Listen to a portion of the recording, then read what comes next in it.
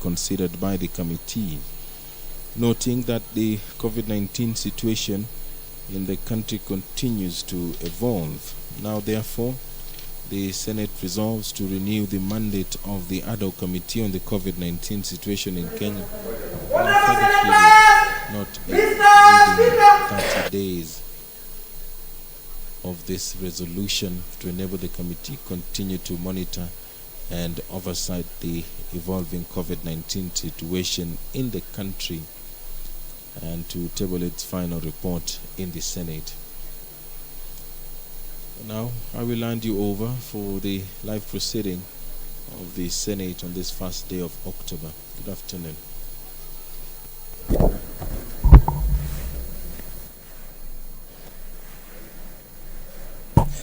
Almighty God, we beseech you to behold with your abundant favor and blessings as your servants whom you have been pleased to call to the leadership positions in this republic. We seek guidance to treat and consider all matters that shall come under our deliberation in so just and faithful a manner as to advance the peace, prosperity, and welfare of our country and of those whose interests you have committed to our charge. Amen.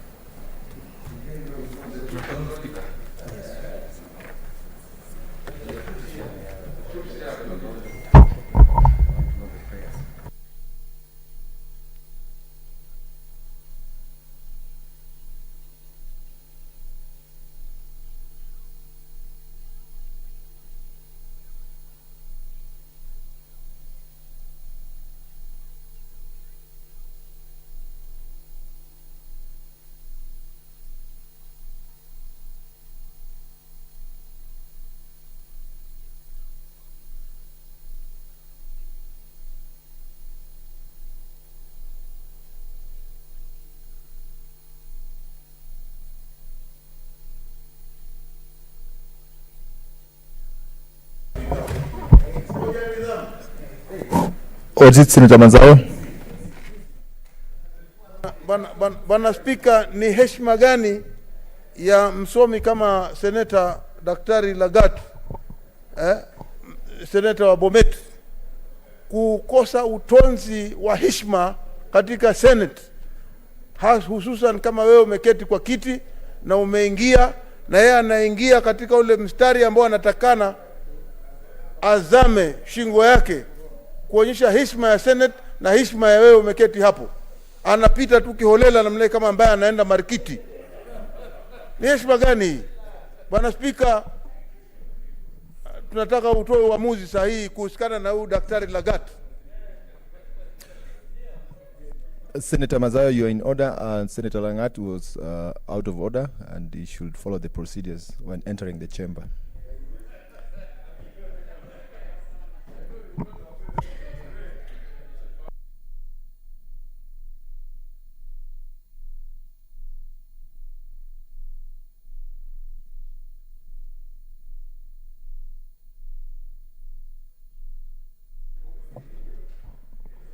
Order number 1, administration of oath. Order number 2, communication from the chair.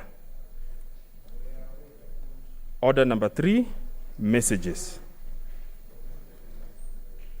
Order number 4, petitions.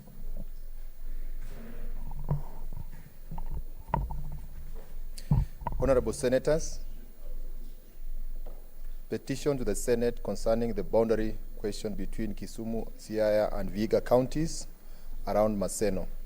Honorable Senators, I hereby report to the Senate that a petition has been submitted through the clerk by the Nation Ogana, a citizen of the Republic of Kenya, on behalf of the petitioners and residents of the Banyore community of Vihiga, Siaya, and Kisumu counties. As you are aware, under Article 119(1) of the Constitution, and I quote, every person has a right to petition Parliament to consider any matter within its authority, including enacting, amending, or repealing any legislation. Honorable Senators, the silent issues raised in the said petition are: 1. That Kisumu, Vihiga, and Siaya County boundaries dispute has persisted for the longest time since boundaries were delimited as on 28 February 1963.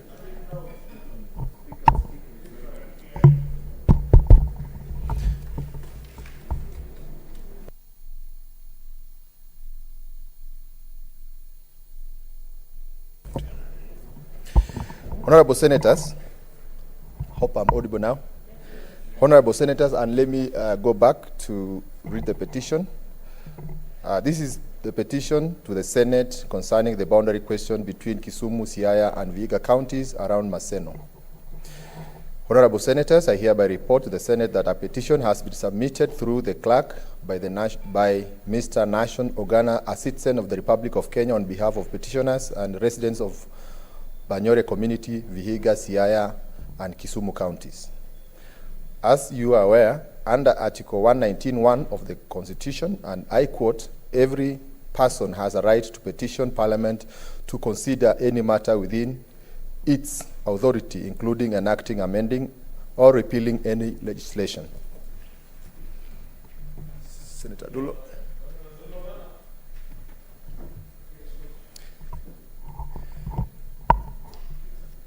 Honorable Senators, the silent issues raised in the said petition are: 1. That Kisumu, Vihiga, and Siaya County boundary dispute has persisted for the longest time since boundaries were delimited on 28 February 1963.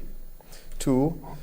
The delimitation not only assured that communities were divided between the three counties, but resources allocation was skewed against minorities.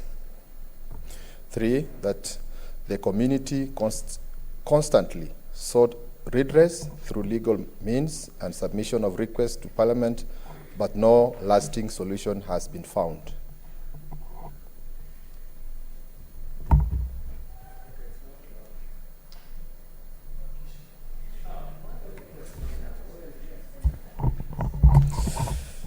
Four, that the community has sought intervention from the Truth, Justice, and Reconciliation Commission and the National Land Commission, but no avail. 5, that due to the alleged delimitation, the community suffers and is unable to access services due to lack of proper resources distribution and loss of culture.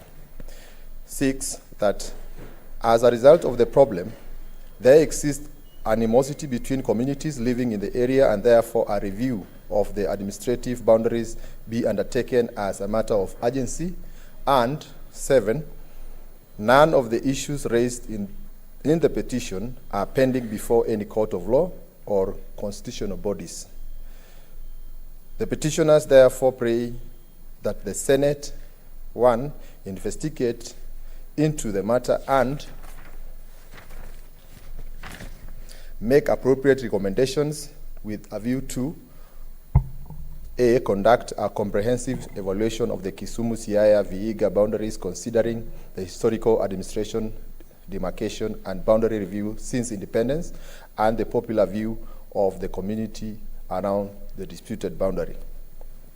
B, provide a lasting solution to the Banyore community whose clans have been divided between Kisumu, Siaya, and Vihiga counties by ensuring that they are within an administrative unit of Vihiga County to correct this historical injustice, and ensure that the Banyore administration in Kisumu and Siaya counties are brought back into one administrative unit, Vihiga County. 5, Honorable Senators, pursuant to Standing Order 231, I shall now allow comments, observation, or clarifications in relation to the petition for not more than 30 minutes.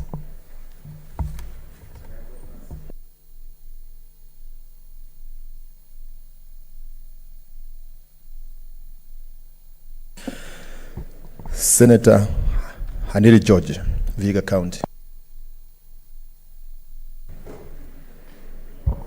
Mr. Speaker, let me begin by thanking you for the opportunity to make my comments on this very important petition. And as I do that, Mr. Speaker, I want to thank Mr. Nelson Ogana and his team. I want to hail them very highly for bringing this petition to this House. Mr. Speaker, this is an issue that I have personally brought to the floor of this House not once, not twice, but 3 times. 2 times in a form of statements and once as a petition.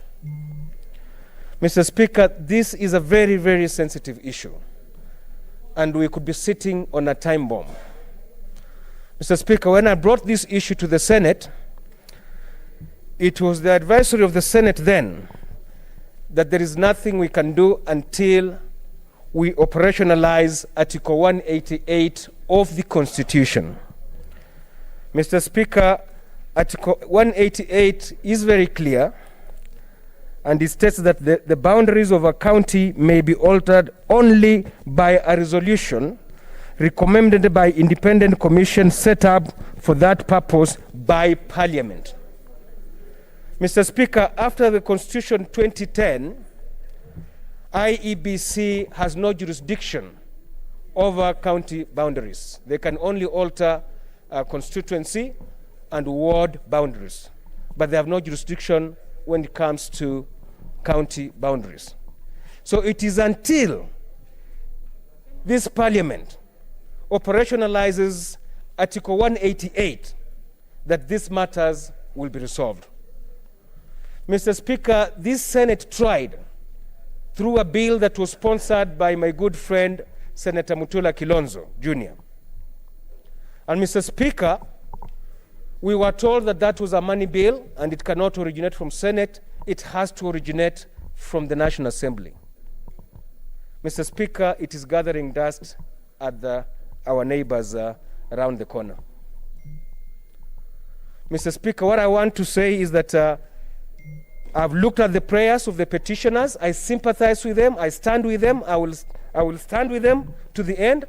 But their prayers cannot be resolved by this House until we pass that we operationalize that particular article in our Constitution 2010. I therefore, Mr. Speaker, want to urge that because I was told a committee has been formed to look at the bills that have controversies between the 2 houses, I want to urge that this one be given priority because my people are suffering. And it is not just in Maseno. We have issues even at Kiboswa where we think also injustice was met onto our people.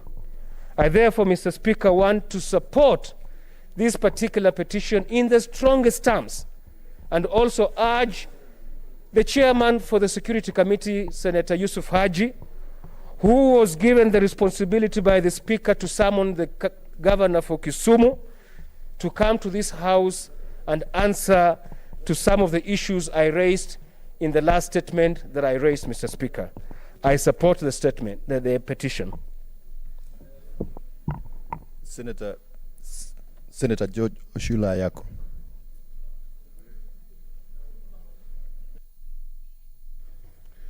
Thank you, Mr. Speaker. Mr. Speaker, this petition or petition similar to this has been visiting this House time and again, and I want to fully associate myself with the sentiments of my brother and colleague George Haniri.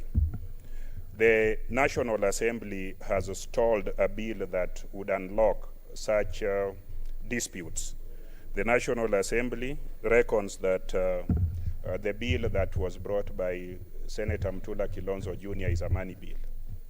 Whether it's a money bill or not, boundary disputes are very emotive issues.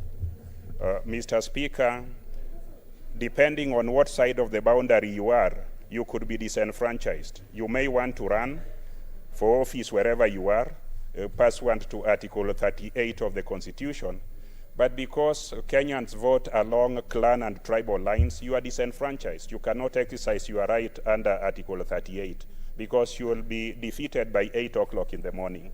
So, Mr. Speaker, we as a parliament must be offering solutions to Kenyans, and if solution or if a potential solution is grounded on implementation of Article 188 and it is being stalled by the sister house, Mr. Speaker, I want to urge yourself and members of this House to engage the National Assembly to ensure that such an important bill would not be unlocked.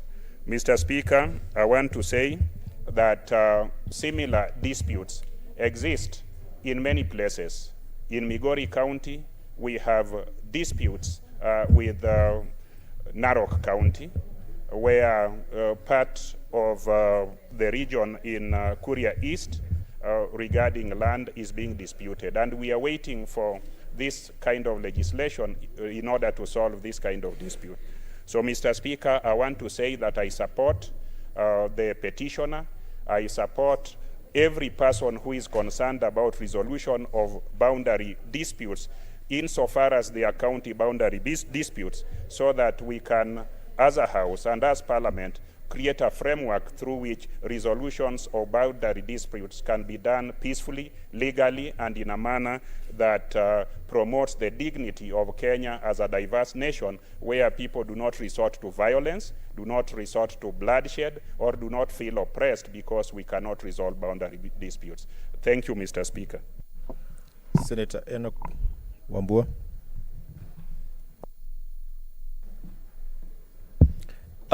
Thank you, Speaker, for this opportunity. Mr. Speaker, if my memory serves me right, I think this is the second petition this month dealing with boundaries between counties.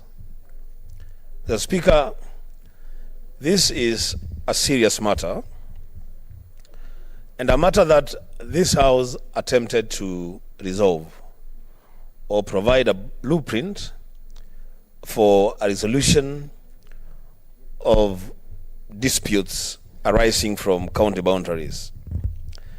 Speaker, what is a bit difficult to understand is the point at which a declaration is made that a bill has not properly originated from the House where it is supposed to originate. Because, the Speaker, the bill to give effect to Article 188 of the Constitution, as sponsored and moved by Senator Makueni, went through all the motions, the entire process of the Senate. It was passed, only to get to the National Assembly, and a declaration is made that this is a money bill, and so it cannot proceed. Mr. Speaker, we are dealing with a time bomb. County boundaries are not small issues. My own county, Kitui, we have a dispute with Tana River on a boundary along an area called Okasi. And, Mr. Speaker, our people are just queuing on the line, waiting for the law to be put in place so that determinations are made as to where the original beacons for these counties lie. Mr. Speaker, I want to urge your chair and the leadership of the Senate, led by the majority leader who is here, to have a serious and candid conversation with the leadership of the National Assembly to unlock some of these issues so that we can give effect to Article 188 of the Constitution of Kenya and resolve the so many county boundaries in this country. If the reason why that bill cannot pass is simply because it's a money bill, then they can adopt it. They can adopt the bill. They can do whatever it is they want to do in the bill. But let's have a law that ensures that we resolve the disputes that exist and continue to threaten the peace and order in this country. I thank you, Mr. Speaker. Senator Jonas Maruma. Thank you, Mr. Speaker, for this opportunity to support the petition by the petitioner on county boundaries. Mr. Speaker, judging from the number of statements and petitions that have come to this House on boundary issues, it means that it's a very important issue that is very close to our people's hearts. And I think, Mr. Speaker, there is need to move with haste to solve these boundary issues that are very many in our county. There is need, Mr. Speaker, to correct the boundaries. I'm saying to correct because if there are boundary issues, it means that there were previous boundaries that existed, which then, because of various laws that were passed in this parliament, changed the boundaries. I think what we need to do as parliament, we need to work very hard to change the boundaries and then also do work in pacifying the communities between areas that have boundary issues. It is, Mr. Speaker, a dereliction of duty on our part as Parliament because the duty of correcting boundaries is domiciled in Parliament. And as Senator Wambua has said, it is ridiculous that as Parliament we cannot pass a law to give effect or to operationalize Article 188, which talks about correcting boundaries. Time and again I've raised an issue of boundaries in my county where, Mr. Speaker, you would find that there are schools that are funded by CDF from my county, but they exist in other counties.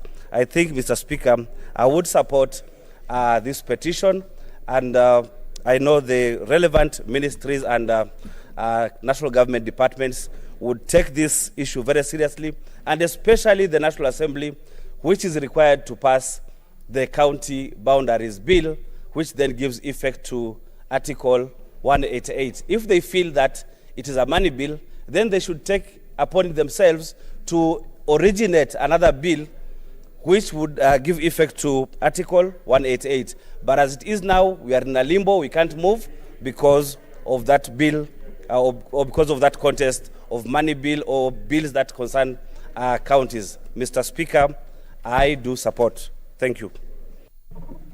Senator Christopher Langat. Okay, thank you, Mr. Speaker, for also giving me this particular chance to support this particular petition. It is a very important petition, Mr. Speaker, and I want to say issues to do with land, boundaries, and so forth are very emotive, Mr. Speaker. And I want to say that the public still hold this House with a lot of confidence. That is why we are seeing very important petitions coming to this particular House. But I'm afraid, Mr. Speaker, that the trend at which we are not responding effectively to this particular petition might not augur well with our petitioners. That is why I'm saying, Mr. Speaker, apart from also talking about the National Assembly effecting this particular bill in Section 188 of the Constitution, there was also a time here, Mr. Speaker, that we had suggested that we should have an implementation committee. So it is also my suggestion that the leadership of this particular House may consider speeding the process of coming up with an implementation committee so that it might help this particular House to sustain the confidence that the public have on us, Mr. Speaker. These particular issues will come in form of petition into this House, but how we can sustain them is how we sort them out here. So it is a very important thing that we look for ways and means through which we can see to it that all the issues come to this particular House that we've discussed in our committees, recommendations and resolutions are followed up to the effective level so that we retain the confidence of the public. So my also suggestion, Mr. Speaker, is that we follow up with the implementation committee that we had suggested to make sure that we have it in place so that it can follow up most of the issues that are stagnating in the processes of implementation. Thank you, Mr. Speaker. Senator Gertrude Musuruve. Honorable Speaker, thank you for giving me this opportunity to support this petition. And Honorable Speaker, I want to thank the petitioners for bringing this issue to the floor of the House. And it is actually their right to petition so that we can come up with a way forward on ways of resolving the petition. Honorable Speaker, we really have to be seen as a generation that is actually solving land disputes and conflicts all over in this country. And Honorable Speaker, historical injustices of land disputes need to be resolved, and not only resolved partially, but need to be resolved completely. Senator Haniri has brought this issue severally on the floor of this House, and I cannot fail to comment, Honorable Speaker, because my grandfather, great-grandfather, all hailed from Vihiga.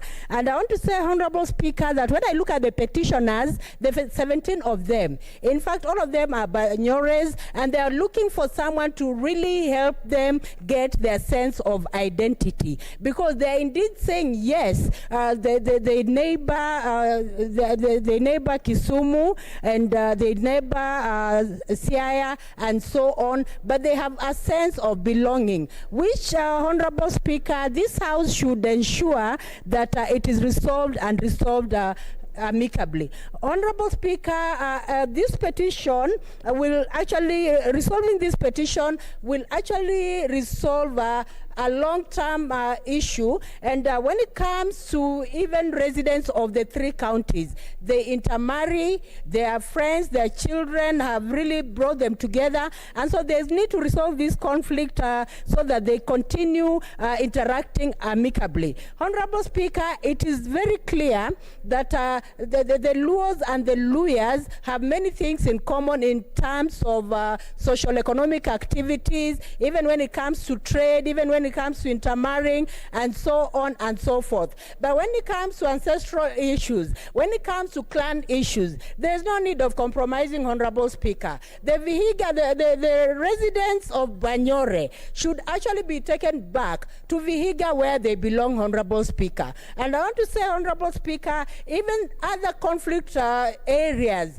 that have been brought on the floor of this House, they need to be resolved amicably, impartially, in a way in which you can be one Kenya, one nation, Honorable Speaker, because this is our country and we have nowhere to go to, but we need to interact. We need each other, Honorable Speaker. So I want to suggest that the committee where this petition will go to will expedite and ensure that they do justice to this petition so that Senator Hanili will not keep coming here, day in, day out, asking for justice for the people of Banyore to be brought to Vihiga. I support this petition, Honorable Speaker. Thank you for the opportunity. Senator Imana Ikal. Good. Thank you, Mr. Speaker, for giving me the chance to contribute to this particular motion. I want to say at the beginning that I support. I support because this is an issue, as you've seen, Mr. Speaker, that is common throughout the country. Many counties are squabbling, are conflicting over boundaries within Kenya itself. So this is a very important emotion. It's also emotive in that when you say you're changing boundaries, like Honorable Musuruve says, the people from whom you take the land assume that you are taking it from them to give it to somebody else. They wouldn't like that. I know that the colonials are the ones who put us in that mess. They created these boundaries without thinking about the people that they were splitting in 2s or in 3s, and now these people are claiming for their identity, like the Banyore people, and there's not much that can be done except to say this is the boundary and let people live. They're all in Kenya. Now, for a large county like Turkana, this is really an issue that is painfully so bad. So many people are dying because of conflicts on boundaries. If you look at the boundary, Mr. Speaker, if you look at the boundary between Turkana and Samburu, there are conflicts because people believe that this is their land. I've seen Samburu also saying that Marsabit is taken part of it, so there's conflict there. Turkana and Marsabit, there's conflict there. Turkana and West Pokot and Baringo, there's conflict there. That is within Kenya itself. These things should be resolved in such a way that people do not have to fight and die over where the boundary is supposed to be.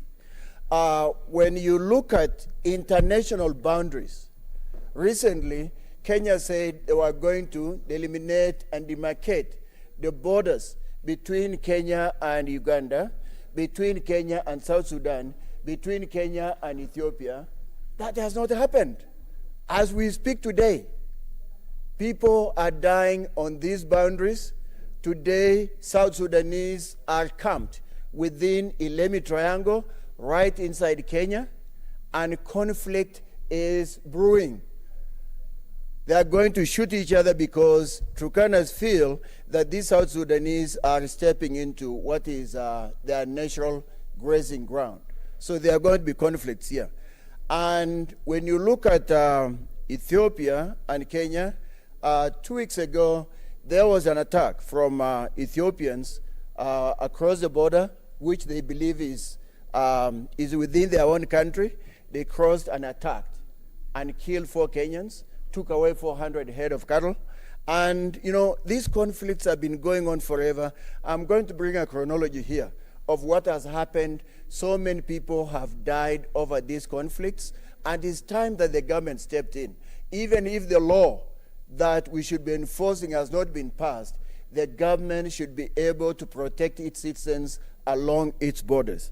I'm not sure why the government is reluctant to step in, especially when it comes to international conflicts. As we speak, the Ethiopians are moving in to claim what we call Kibich, Natodomeri, and these areas. They say these are part of Ethiopia. And our government should be stepping in. The South Sudanese say the border is at Lokchogyo, but we know our border is at Nakoda. Again, something that the government should be stepping in, regardless of the fact that we don't have the law that we should enforce to make sure that there are no conflicts along the border. Even if the government were not able to do something about the boundaries within the country itself, they should be able to do something about international boundaries. You just can't let people be dying all the time because of boundaries that should have been resolved a long time ago. The other day, we had a situation where somebody drowned in Mombasa, and we made a big deal of it.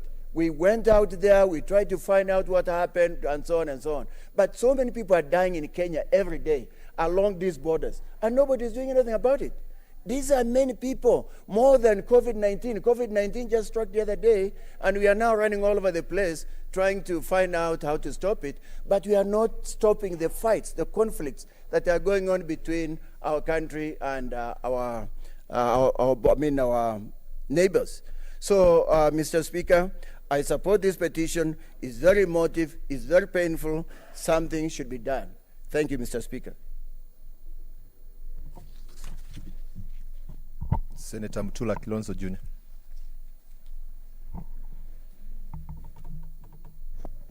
Thank you, Speaker. Thank you, Speaker. It will not come as a surprise that I'm supporting this petition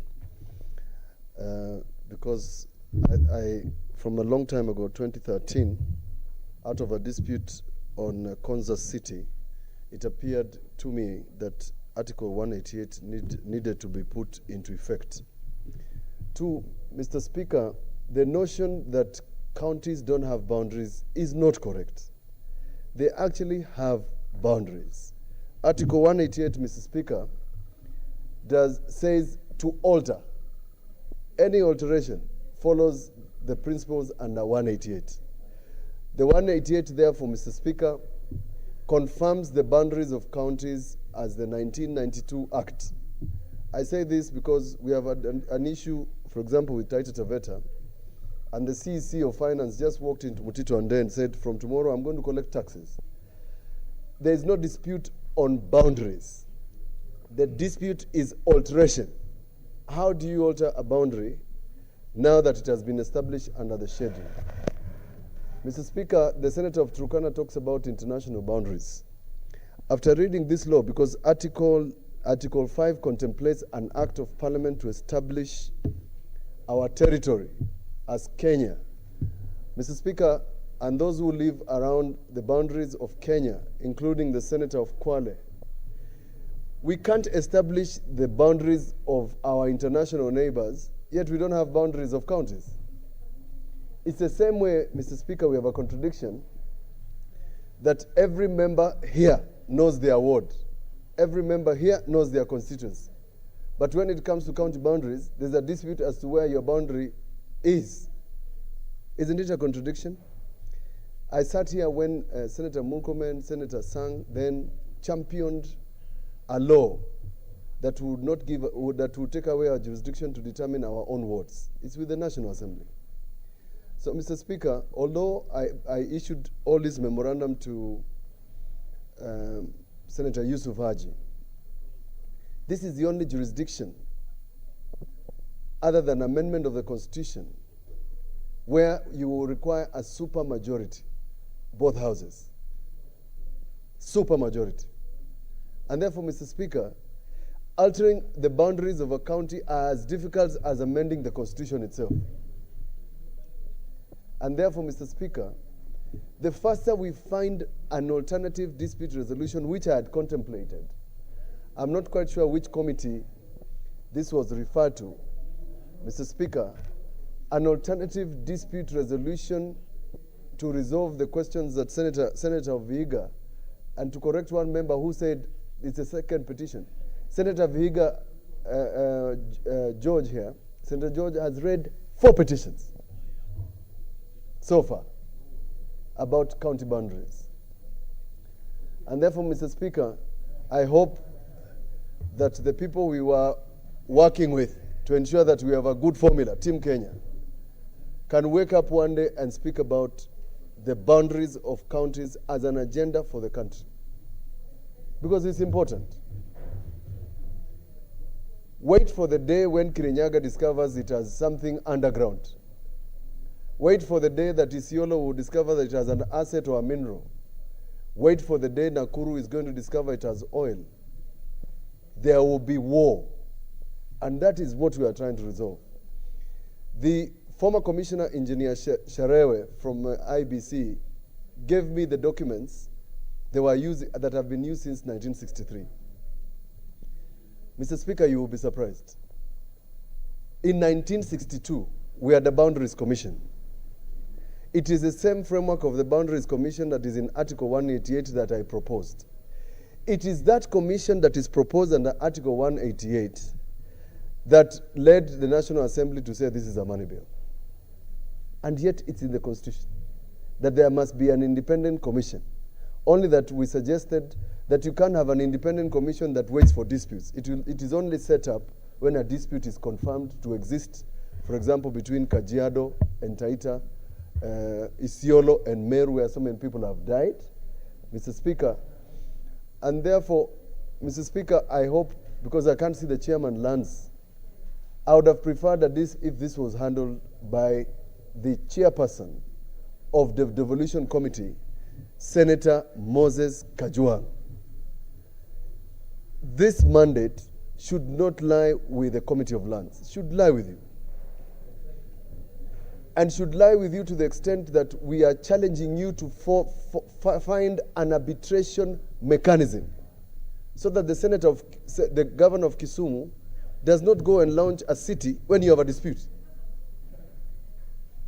Because it's a dispute. And since we don't have a framework of determining that dispute, that gap can only be filled by you, Senator Kajwang. And I know you. You're a man of your word, and I know you can do this. And let the legacy of your committee be to find some framework before we find a law to sit down and tell people, you cannot do this. If you have a dispute, if somebody crosses the line, refer it to the Senate Committee of the Revolution.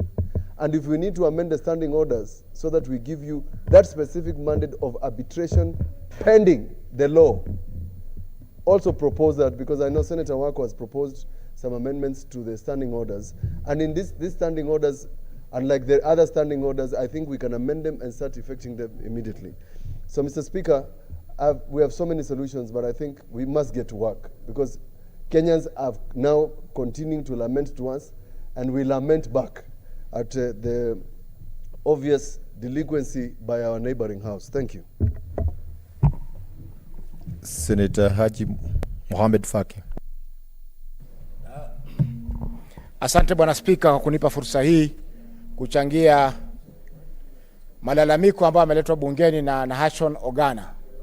Mheshimiwa Spika, kwanza ningeweza kumuunga mkono Nahashon Ogana na wenzake kwa kuwa na imani kwamba bunge la Senate linaweza kutatua matatizo yao.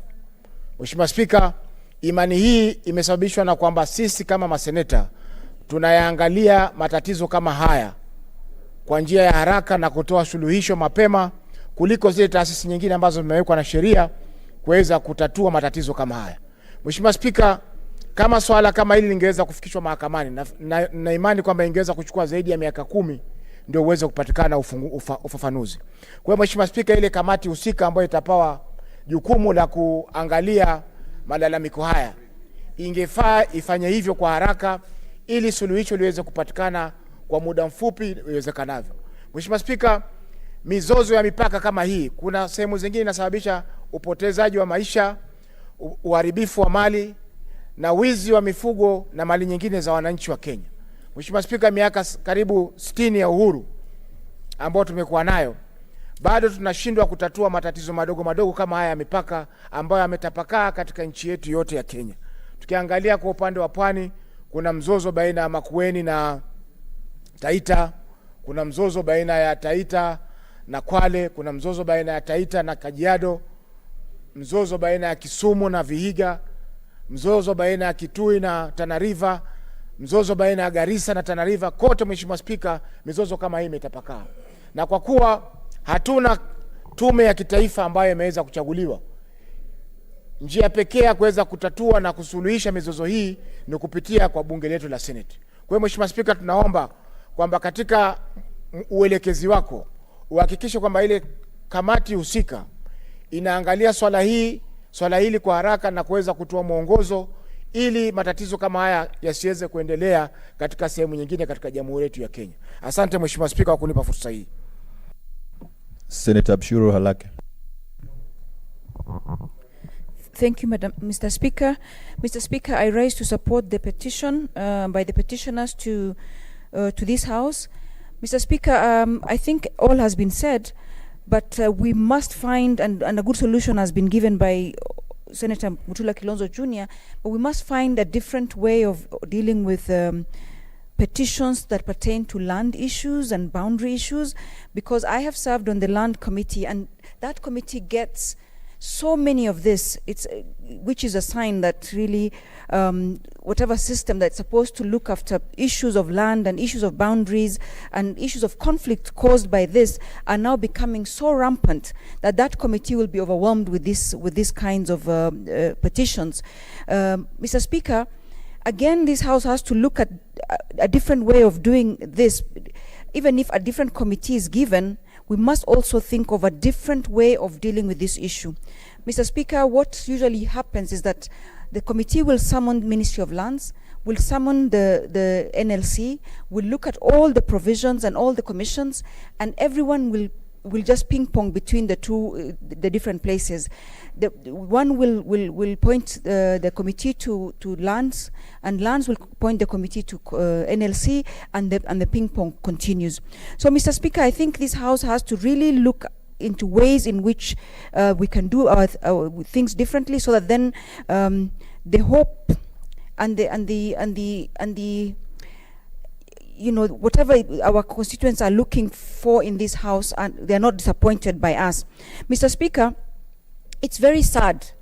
In fact, one of the issues that we need to, and Article 188 does say that a commission is set up by Parliament and 2/3 of the House then votes for it. I don't know if we want to go that way. I know as the Boundaries Bill 2017 was being done by Senator Mutula, I think it was so that then all these issues are looked at in a more comprehensive manner, but that unfortunately hasn't happened.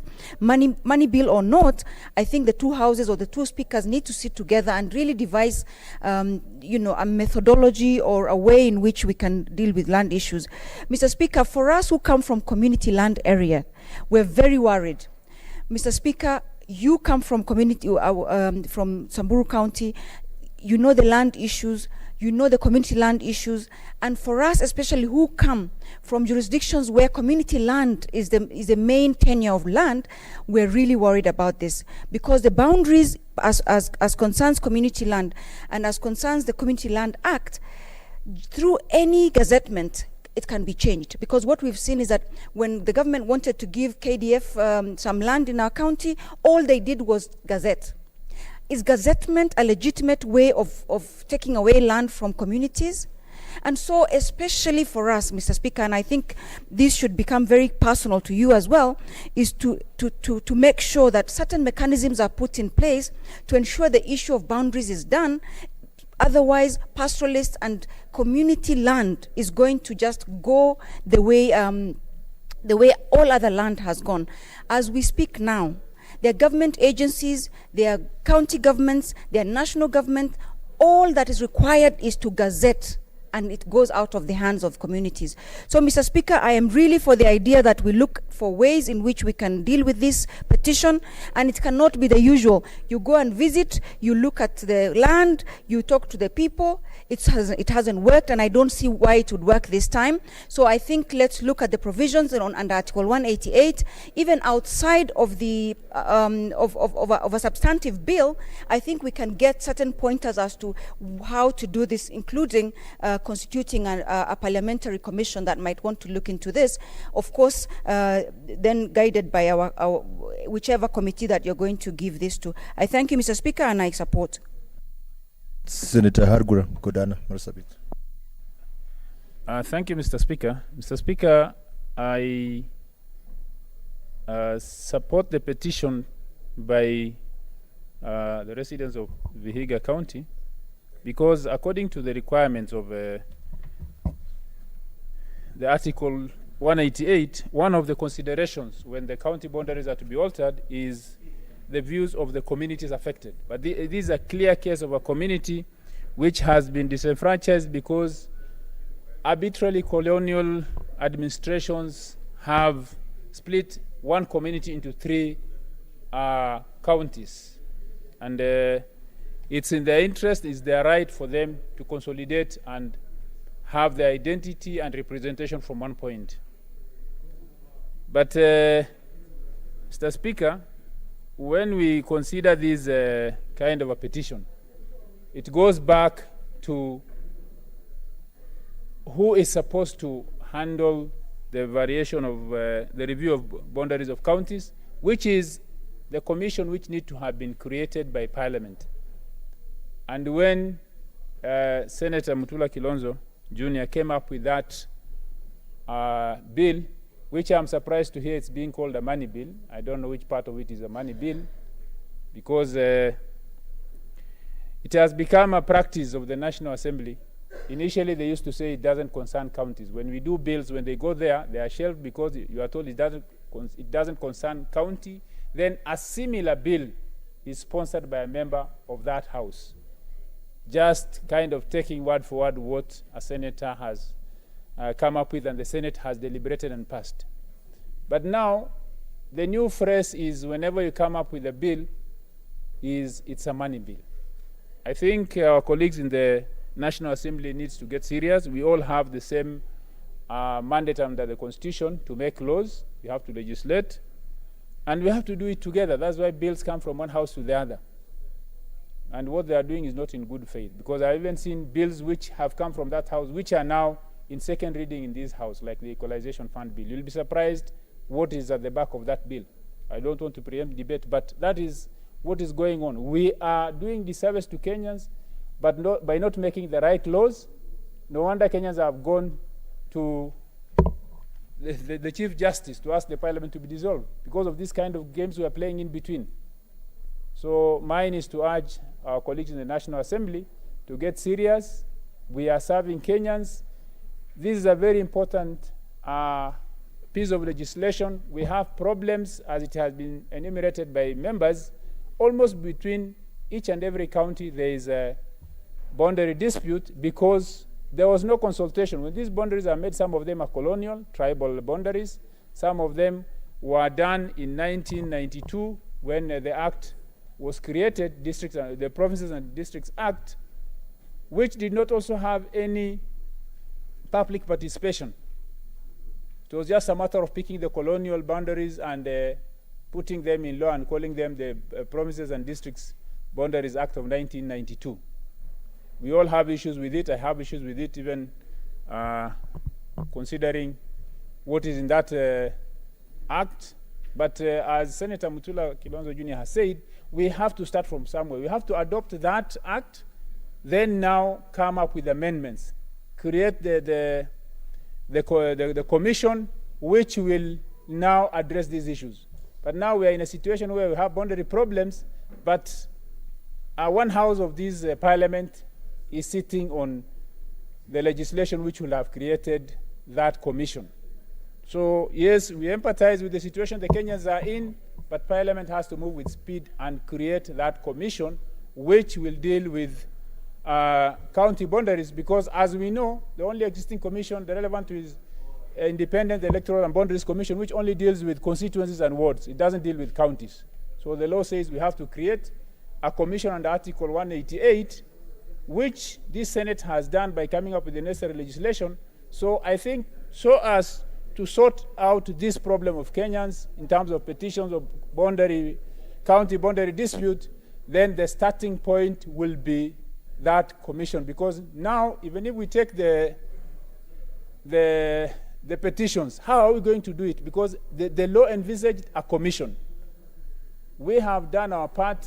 This is now almost the 10th year since this constitution was promulgated. That commission is not in place, and Kenyans have this dispute. And there will be more once counties continue to realize their resources, once counties get back to generate their resources. We know very well, like in Turkana, Baringo area, the Kapedo area, there's a big dispute there. And it's going to increase when geothermal will be exploited around Silale, because that is a disputed area. This kind of conflict will be coming in once counties now look back and see how they can generate their own resources. So I support the petition, but we have to first create the infrastructure to address these issues. We have to move with speed. We have to get the National Assembly to wake up, to realize that we are serving Kenyans. We are not competing as houses, so that we can sort out this kind of dispute. Thank you, Mr. Speaker. Senator Masitsa Naomi Shionga. Thank you, Mr. Speaker, for giving me this opportunity to contribute on the petition that has been sponsored by Senator Khaniri. Speaker, one does not need to choose a neighbor, and that applies to land. Where land is, then if you are living in that land, then you need to have a neighbor. However, most of the counties, the 47 counties in Kenya, all these counties have neighbors. And most of these counties are experiencing border or land issues which are not resolved.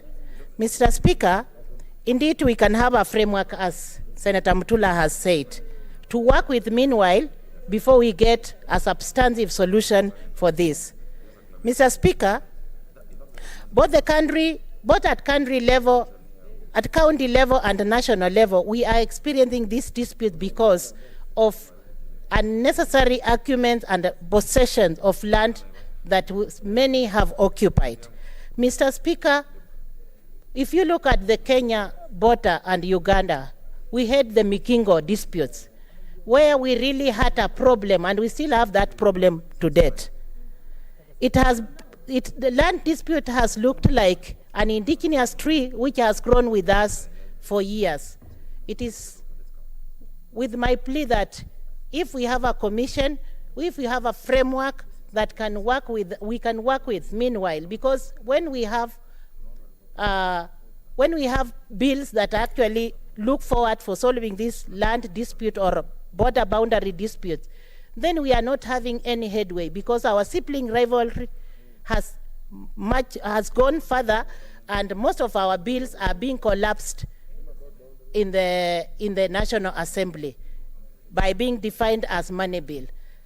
So I urge this House to look for another resolution, probably a framework or a policy that we can work with meanwhile, so that we can sort out these problems that are being experienced with most of the counties, especially when it comes to this devolution that we have, and the disputes are increasing, and we really need to look forward for development, whereas disputes are increasing. Mr. Speaker, my solution to this is that we need to look for the quickest solution, and one of it can be a framework that we can work with, policy, before we look at the bills that are being collapsed in the National Assembly. Thank you, Mr. Speaker, and I support the petition, because 3/4 of the petition are on land issues. Thank you, Mr. Speaker. Senator Johnson Sakaja. Thank you, Mr. Speaker. Mr. Speaker, just very briefly,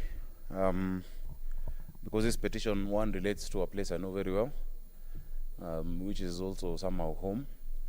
Mr. Speaker, I think the concern, and I was listening to colleagues, the concern is that we are dealing with the same issue over time without a solution. This is not, even in just this session, this is, I think, the second petition on this matter, on top of a statement brought by Senator Kaniri. Mr. Speaker, I think I urge the leadership, and I can see Senator Mutula is here, both majority and minority, to find a way to resolve the stalemate with the National Assembly. Because, Mr. Speaker, in as much as Kenyans have a lot of confidence in bringing these issues, the more they bring the same issue and it has no solution, then they will lose confidence in this House. Mr. Speaker, that same forum that is discussing the matter of our bills in the National Assembly, that the National Assembly has refused to deal with, some that they have declared arbitrarily that they are money bills, despite the fact that within our committees we are served by the same budget office, which advises us it's not a money bill. Then the same budget office says the bill is a money bill.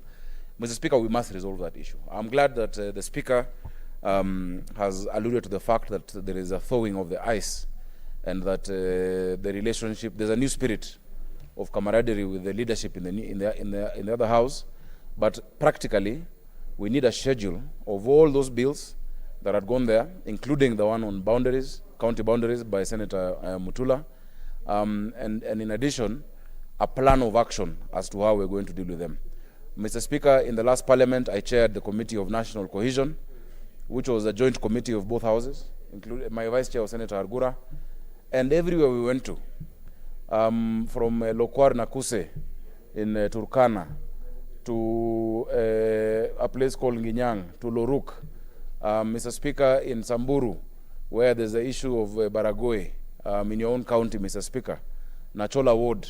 Mr. Speaker, these challenges are things that the solutions are there. You know, even if you have to bring a report, if you wake me up at 3 a.m., I will tell you about Nachola Ward in your county, where the MCA, I think, is still called Lawrence, if I'm not wrong. I will tell you about the issues that we saw in Turkana South, where the MP himself was running around with a gun. The issues in Takwel.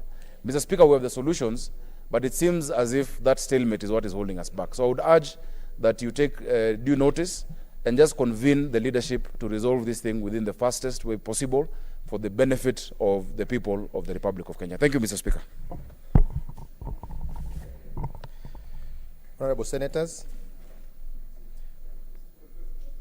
pursuant to Standing Order 232.1, the petition is hereby committed to the Standing Committee on Devolution and International Relations for its consideration. In terms of Standing Order 232.2, the committee is required in not more than 60 calendar days from the time of reading the prayer to respond to the petitioner by way of a report addressed to the petitioner and laid on the table of the Senate. I thank you.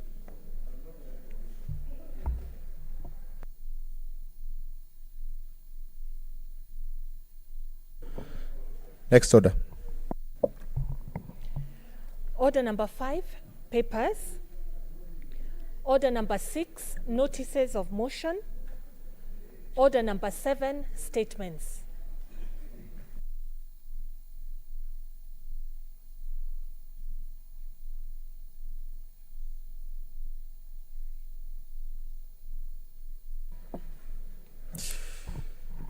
Honorable Senators,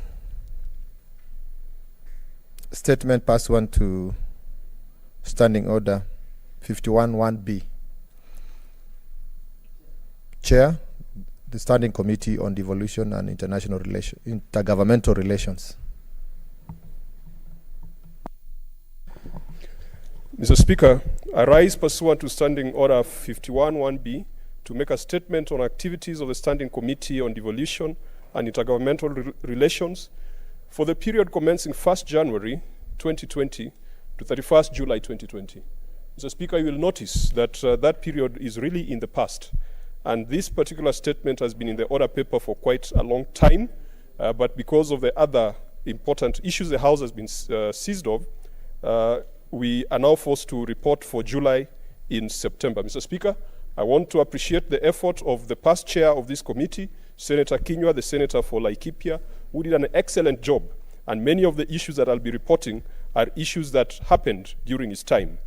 During the period under review, the committee held a total of 25 sittings and considered various issues. Mr. Speaker, sir, regarding statements, Senator Abshiro Alake, MP, sought a statement from the committee regarding the banning of county executive offices in various counties where accounting records are held. The committee has considered the matter, has engaged the governors of the affected counties, has engaged the senator, and the senator has been satisfied with the response. And Mr. Speaker, the committee has made recommendations, among which is that all counties, all the 47 counties, need to come up with a risk management framework, and also the EACC to follow up the incidences of fire in the 5 counties that the committee had considered. Mr. Speaker, Senator Ochilo Ayako, EGH MP, sought a statement from the committee regarding the status of project funding and implementation for Rongo Township, Awendo Township, and Migori Municipality. The committee is considering the matter and has sought a response from the Ministry of Devolution and Arid and Semi-Arid Lands. Mr. Speaker, this has taken quite some time, and I've had a conversation with the senator for Migori and assured him that in the next 2 weeks we shall get a response on this. Mr. Speaker, sir, the committee considered a request for conferment of city status on Nakuru Municipality. On 20th of February 2020, the committee met with the governor of Nakuru County. The committee also visited Nakuru County and received submissions of the public on the matter. The committee is currently considering its report on the matter for tabling, and I can assure the House that in the next 3 weeks, the committee shall bring its report to the House. In the period under review, the committee has continued to consider the matter of the transfer of functions from the Nairobi City County Government to the national government, particularly in light of the decision of the Employment and Labor Relations Court in petition number 52 of 2020, Okia Umtata versus the Nairobi Metropolitan Service and 3 others. Mr. Speaker, in that matter, the Employment and Labor Relations Court of Nairobi issued the following orders on 18th of June 2020. 1, a declaration that the creation of the Nairobi Metropolitan Services was done in violation of the law and the Constitution. 2, the deployment and secondment of the persons as chief officers to the Nairobi Metropolitan Service was done in contravention of the law and the Constitution, and a declaration that secondment of 6,052 staff to the Nairobi Metropolitan Service from the Nairobi City County was done with consultation between the Public Service Commission and the Nairobi County Public Service Board, but the reasons were noble, but in contravention of the County Government Act. Mr. Speaker, the court suspended the orders from taking effect for a period of 90 days, in which period the Nairobi Metropolitan Service was to be established by law and the instrument of its establishment made. The Nairobi County Assembly, the Nairobi County Public Service Board, and the Governor, Nairobi, would be part of the process. And 3, that secondment and deployment of staff would be addressed, and the authority responsible in this exercise would action proper secondment and deployment letters. Mr. Speaker, you note that the orders having been suspended for 90 days, those 90 days have lapsed. And we take judicial notice that there are certain measures and certain steps that the government has taken to ensure the legality of the Nairobi Metropolitan Service. Arising from this, the committee held a meeting with the Cabinet Secretary, Ministry of Devolution and Arid and Semi-Arid Lands. And during the meeting, it emerged that it was important for the committee also to engage other stakeholders, including the Nairobi Metropolitan Service head, the governor, the Attorney General, to brief the House on measures taken to comply with the orders of the court, the Kenya Revenue Authority to inform the House on the transfer of revenue collection, and also the County Assembly to appraise them on their role on the matter. Mr. Speaker, sir, the committee has also been seized of the matter of the impasse between the County Executive and County Assembly of Kirinyaga County on the county budget estimates for the 2020-2021 financial years. On 21st of July, 2020, the committee held a meeting with the Governor, Kirinyaga County, and the Control of Budget. Thereafter, on 22nd of July, 2020, the committee met the County Assembly Majority Leader, the Chairperson of the County Budget and Appropriations Committee, and the Control of Budget. The committee has continued to be seized of the matter as it works towards reaching an amicable solution. And again, we take judicial notice that the two parties have since declared a truce and have pronounced that a solution has been found to the impasse. However, Mr. Speaker, it is important that the Devolution Committee brings a report to this House, because the impasse in Kirinyaga brought to the fore various issues. We had a situation where the governor procured a court order to stop the enactment of a law by the Assembly. Mr. Speaker, it has been the view of the committee that the courts cannot stop coming into force or coming into effect of law, and they should pronounce themselves once the law takes effect. There has also been a concern around the 1% limit for amendment of budgets by the County Assembly. There is also concern about the 7% allocation to County Assembly vis-a-vis the ceilings that were put in Kara. So Mr. Speaker, there are issues that came out of that impasse, issues to do with when a County Assembly shoots down a memorandum from the governor, and the governor still insists on that memorandum. We shall bring a report to the House, and that can then form a basis to inform other counties. As I conclude, aside from the ongoing business that I've alluded to, the committee intends to carry out the following key activities during the next quarter. Number one, we shall be talking to the Intergovernmental Relations Technical Committee to get a status update on transfer of functions in accordance with the fourth schedule to the Constitution. And as an example, Mr. Speaker, libraries are supposed to be functions undertaken by county governments, but we still have a Kenya National Library Service that is providing these services at the center without having handed over the services, the infrastructure, and personnel to county governments. We shall be following that up. Number two, we'll also be following up the status of transfer of assets and liabilities of defunct local authorities. Mr. Speaker, the Public Accounts Committee has always pronounced itself on this matter, expediting the transfer of assets and liabilities. The Devolution Committee will be holding a meeting with the Intergovernmental Relations Technical Committee to get a status update on this. The disbursement and oversight of conditional grants.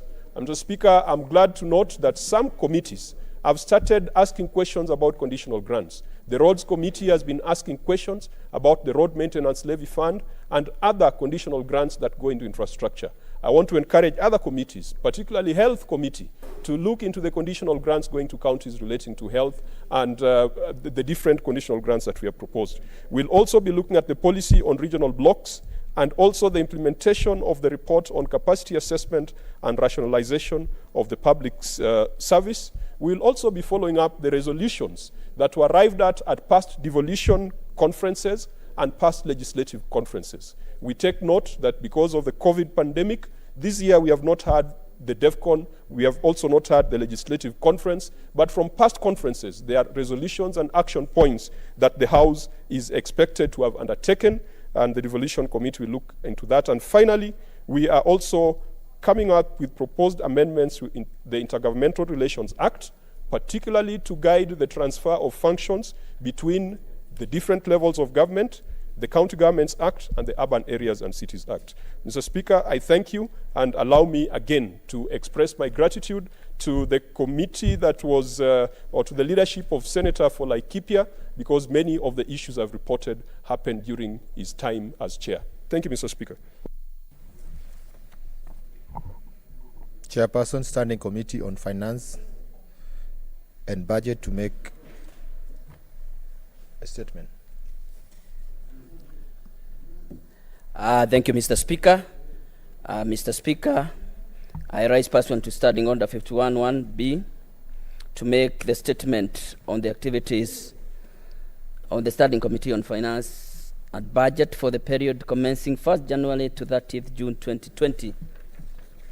Mr. Speaker, during the period under review, the committee held a total of 31 sittings, considered 6 bills, 2 petitions, and 5 statements.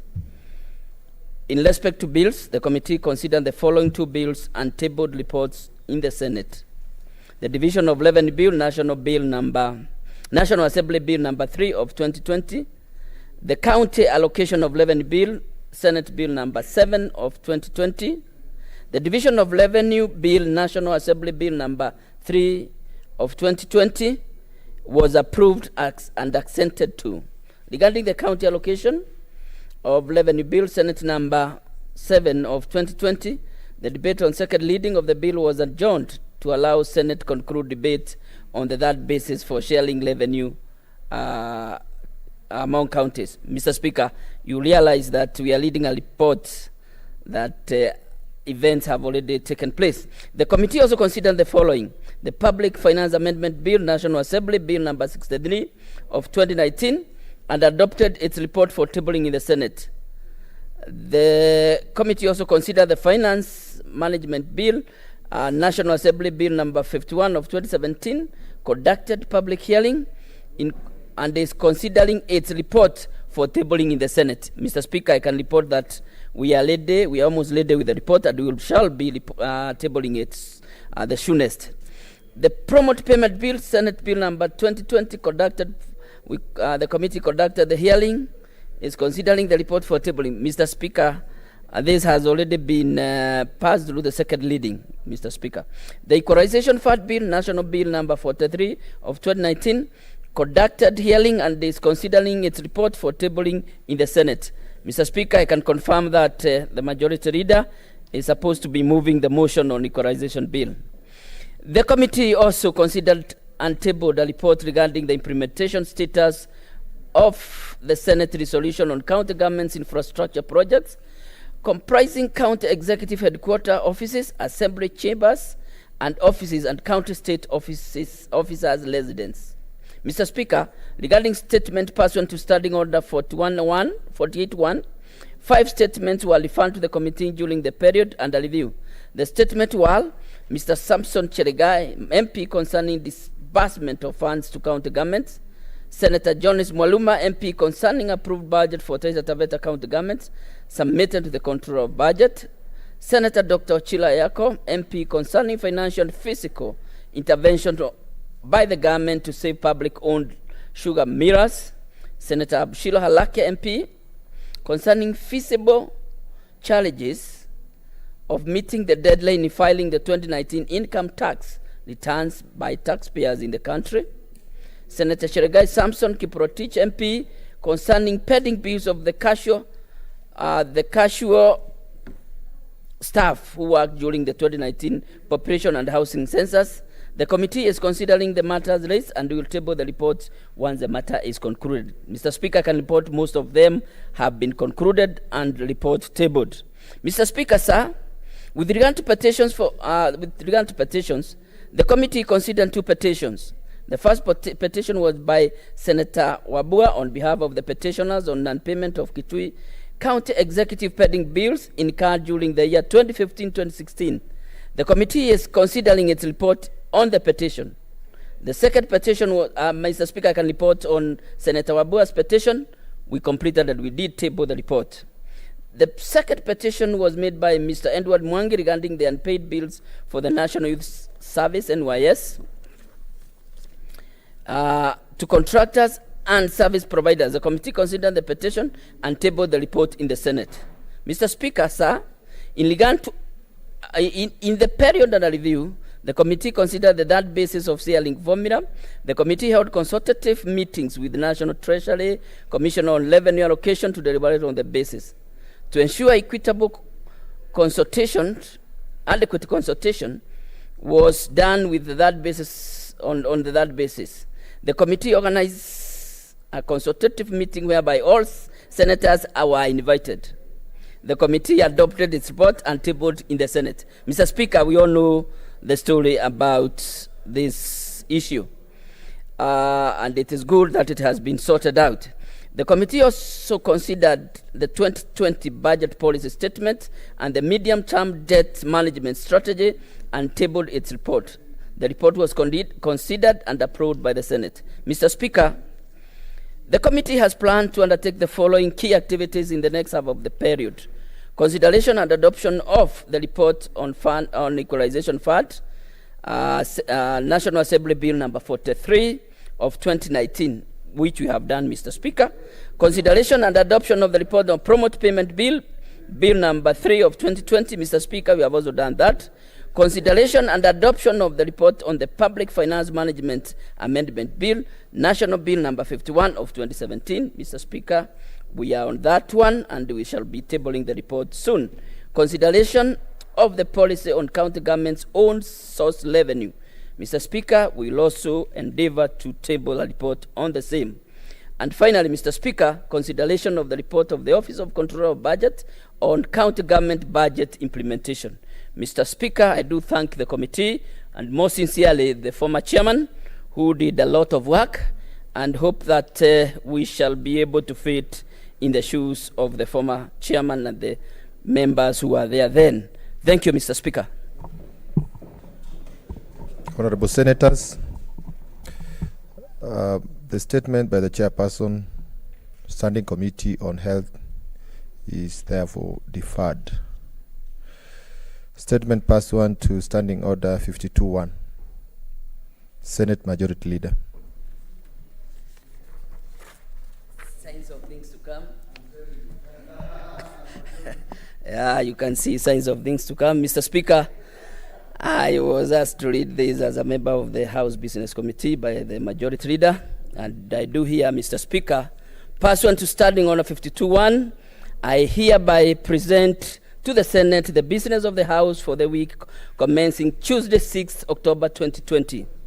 On Tuesday, 6th October 2020, the Senate Business Committee, the SBC, will meet to schedule the business of the Senate. On that day, the Senate will consider bills scheduled for the second reading and those at the committee of the whole stages. The Senate will also continue with the consideration of business that will not be concluded in the day's order paper, including motions, petitions, statements. On Wednesday, 7th October 2020 and on Thursday, 8th October 2020, Senate will continue with business that will not be concluded on Tuesday, 6th October 2020. Mr. Speaker, sir, a total of 23 bills are due for the second reading. Another 18 bills are at the committee of the whole stage. The Senate Business Committee will prioritize these bills accordingly. In this report, I urge the relevant standing committees to expeditiously conclude consideration of these bills and table reports pursuant to the standing orders for purpose of enriching debates at the second reading stage and to effectively navigate amendments during the committee of the whole stage. All senators who may have amendments to bills are encouraged to file the same in good time to allow the Senate Business Committee to schedule the bills accordingly. Respectively, movers of bills, standing committees, and senators who have already filed amendments to bills are also encouraged to be in the House whenever the bills are scheduled. This will facilitate speedy consideration and smooth transition to the next stage. Mr. Speaker, I thank you and I hereby lay the statement on the table of the House. Thank you, Mr. Speaker. Honorable Senators, statements pursuant to Standing Order 48-1 is therefore deferred. Next order. Order number 8, motion, extension of mandate of the ad hoc committee on the COVID-19 situation in Kenya. Chairperson, ad hoc committee on the COVID-19 situation in Kenya.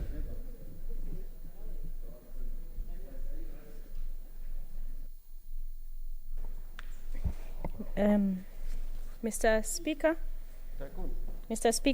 sir, I beg to move for extension of mandate of the ad hoc committee on COVID-19 situation in Kenya. That aware that its sitting held on 31st March 2020, the Senate by resolution established an ad hoc committee on COVID-19 situation with a mandate of oversight actions, measures taken by the national and county governments in addressing the spread and effects of COVID-19 pandemic in Kenya, appreciating that the mandate of the select committee is due to lapse on Wednesday, 30th September 2020, acknowledging that the committee has undertaken a tremendous amount of work in the execution of its mandate and has regularly tabled in Senate progress reports at work, aware that the committee directed the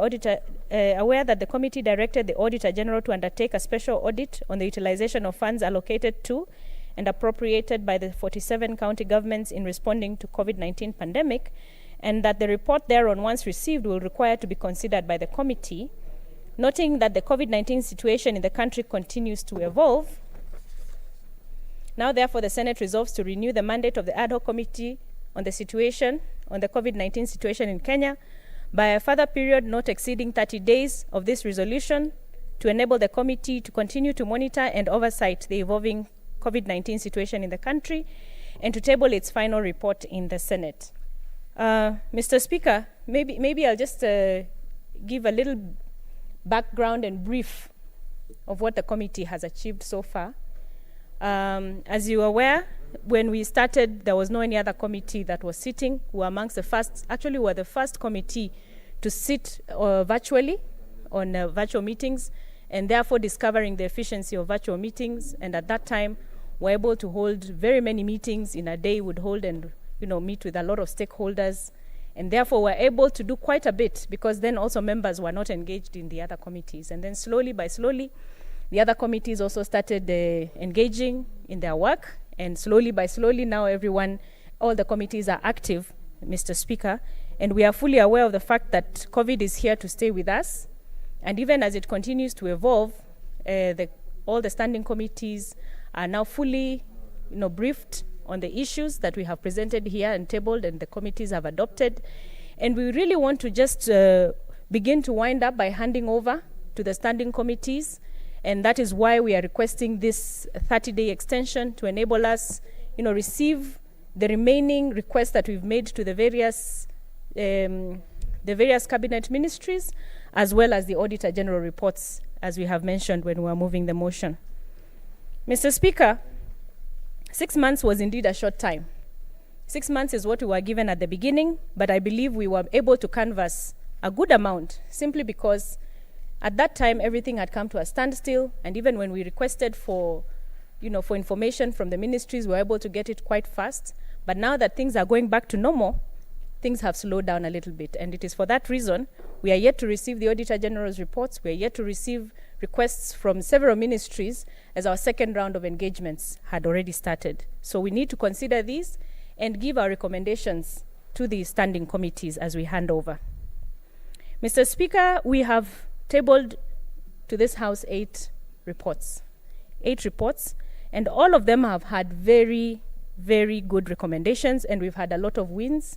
And indeed, I can say this committee, with its very committed members, were able to really represent the House at a time when Kenya needed to have its legislative members participate in the COVID-19 pandemic. Mr. Speaker, one of the biggest achievements this committee did was the Pandemic Management and Response Bill. And from its stakeholders, were able to come, and we did a lot of stakeholders engagements. Over 160 stakeholders participated in the making of that bill, Mr. Speaker, and were able to make our submissions and put our work in the form of themes. We had 5 thematic areas. We were dealing with the health issues, Mr. Speaker. We dealt with economic and financial issues, including macroeconomic effects, impact of businesses, trade facilitation, and measures to cushion borrowers and financial institutions. Mr. Speaker, we also looked at social public order and human rights, including protection of vulnerable persons and groups, protection of women and girls at risk of domestic abuse, measures to enable learners to continue with their studies, enforcement of nationwide curfews, access to justice, decongestion of prisons. Then the fourth thematic area was access to food, water, and other basic commodities, Mr. Speaker. And then support services was the fifth thematic area. And if I'm just to remind the House on some of the wins that we had, in the third report, which we tabled on the 28th of April, we're able to give recommendations for the continued enforcement of containment measures by the government at that time. Then we called for better monitoring of COVID cases at the county levels, although the county levels were still protected by some of the containment measures. We were worried on their level of preparedness. We called for the fast-tracking implementation of the universal healthcare coverage scheme, and we also called for the release of funds to the counties. By then, 5 billion had been pledged but had not yet been sent to the counties. Then the protective equipment, PPEs for health workers, we were calling for them to be quickly availed and sent down to the counties. Mr. Speaker, now we know where they are with all the investigations we are doing. We now know why there was a problem even at that time.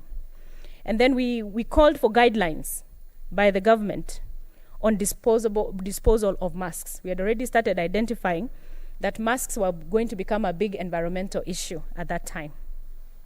In our fourth report, Mr. Speaker, we're able to make interventions to the National Transport and Safety Authority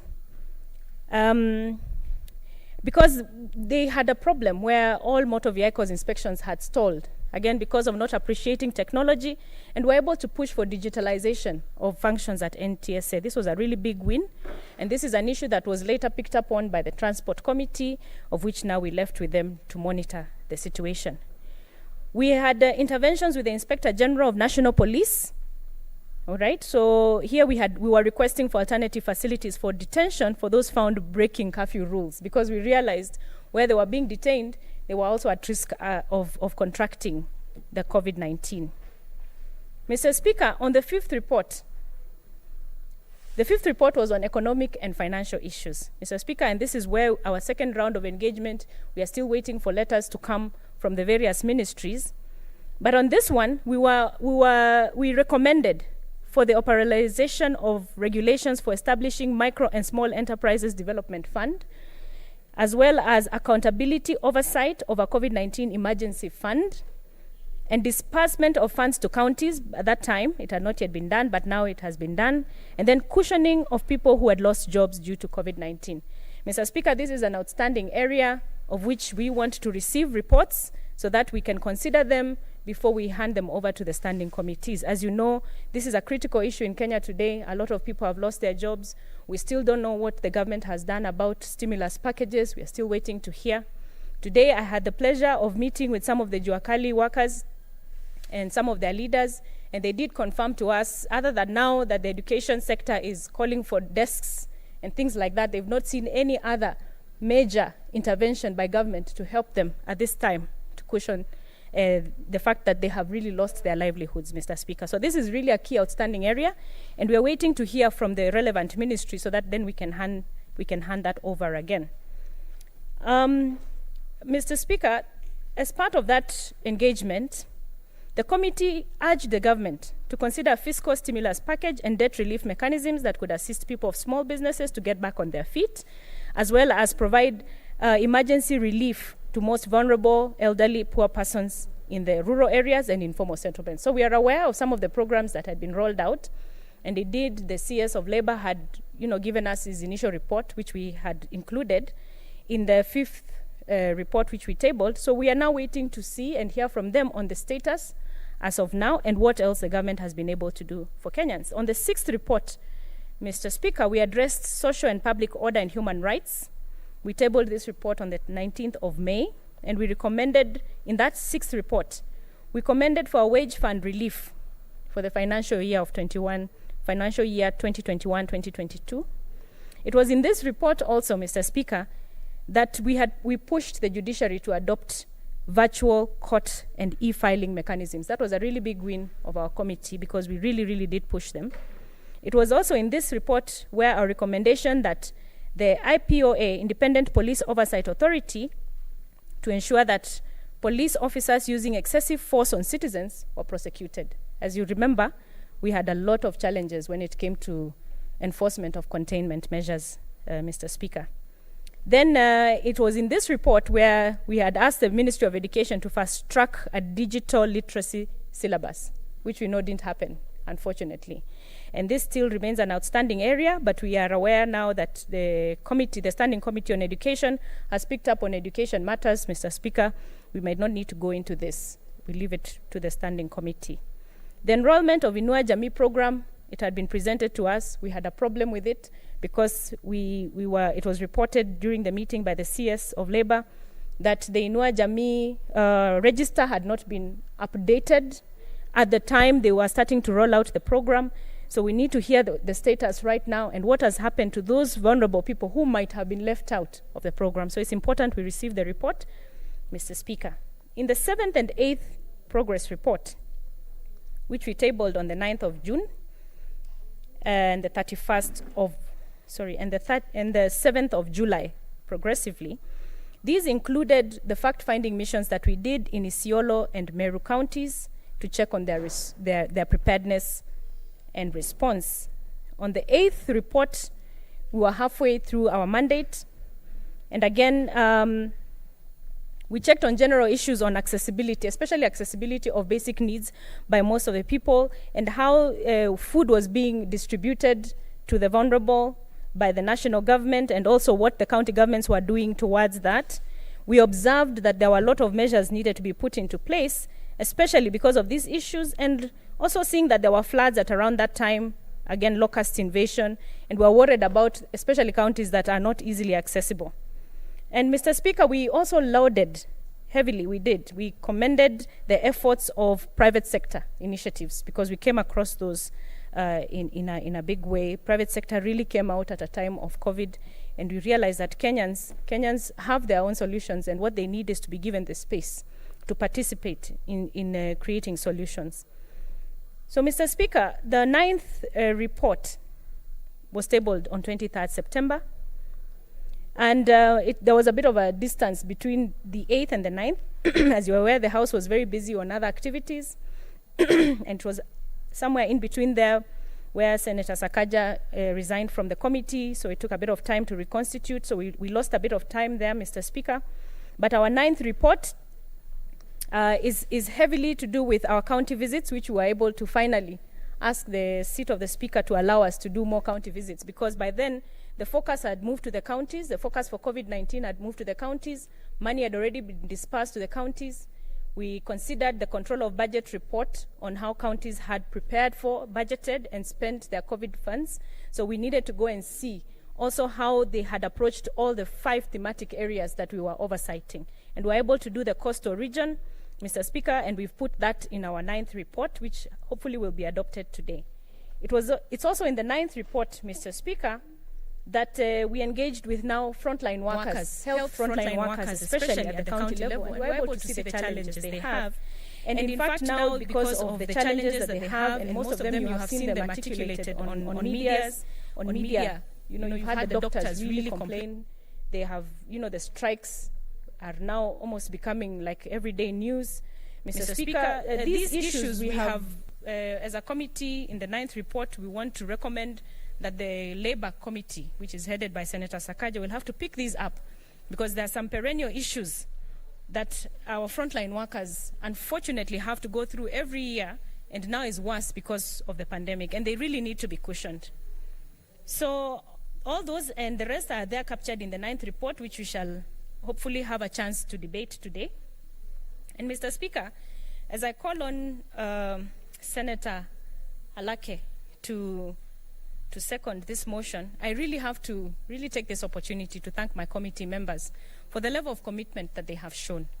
We have sat for a total of 93 meetings, 92 sittings, Mr. Speaker. We have visited 5 counties, and we were ready to even do more if the Speaker would have helped us. We were ready to even do more, given, that it's a pandemic, it's unusual times. And I really must thank my fellow committee members for all the commitment, and as well as the Secretariat.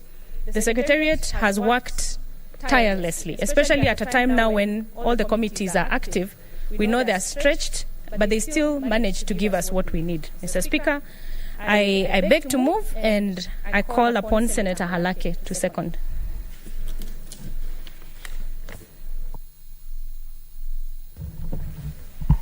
Senator Halake. Thank you very much, Mr. Speaker.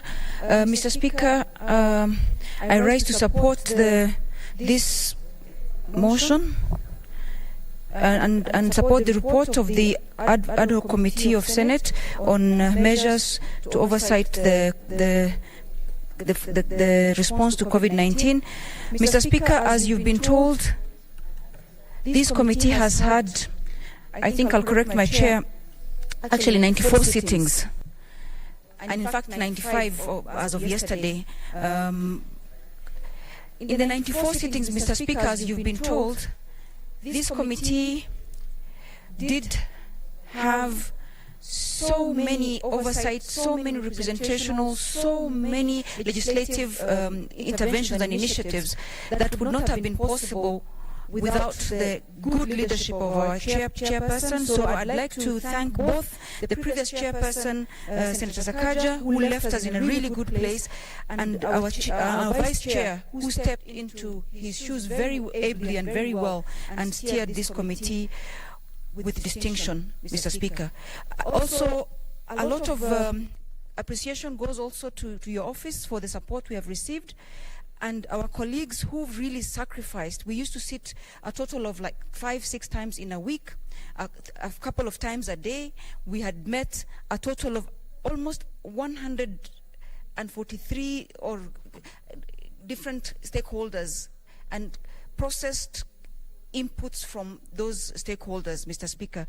Mr. Speaker, you'll remember at the time that we were on lockdown, it was this committee that was oversighting things like testing, quarantine, isolation centers, ICU facility functions within the country, human resource for health, drug supplies, infection prevention measures that were being taken under the thematic area of health, and which the chairperson had described, because we organized our work in very strategic thematic areas which we felt would have the most impact if we oversighted, if we represented, and if we really worked within those strategic areas of focus.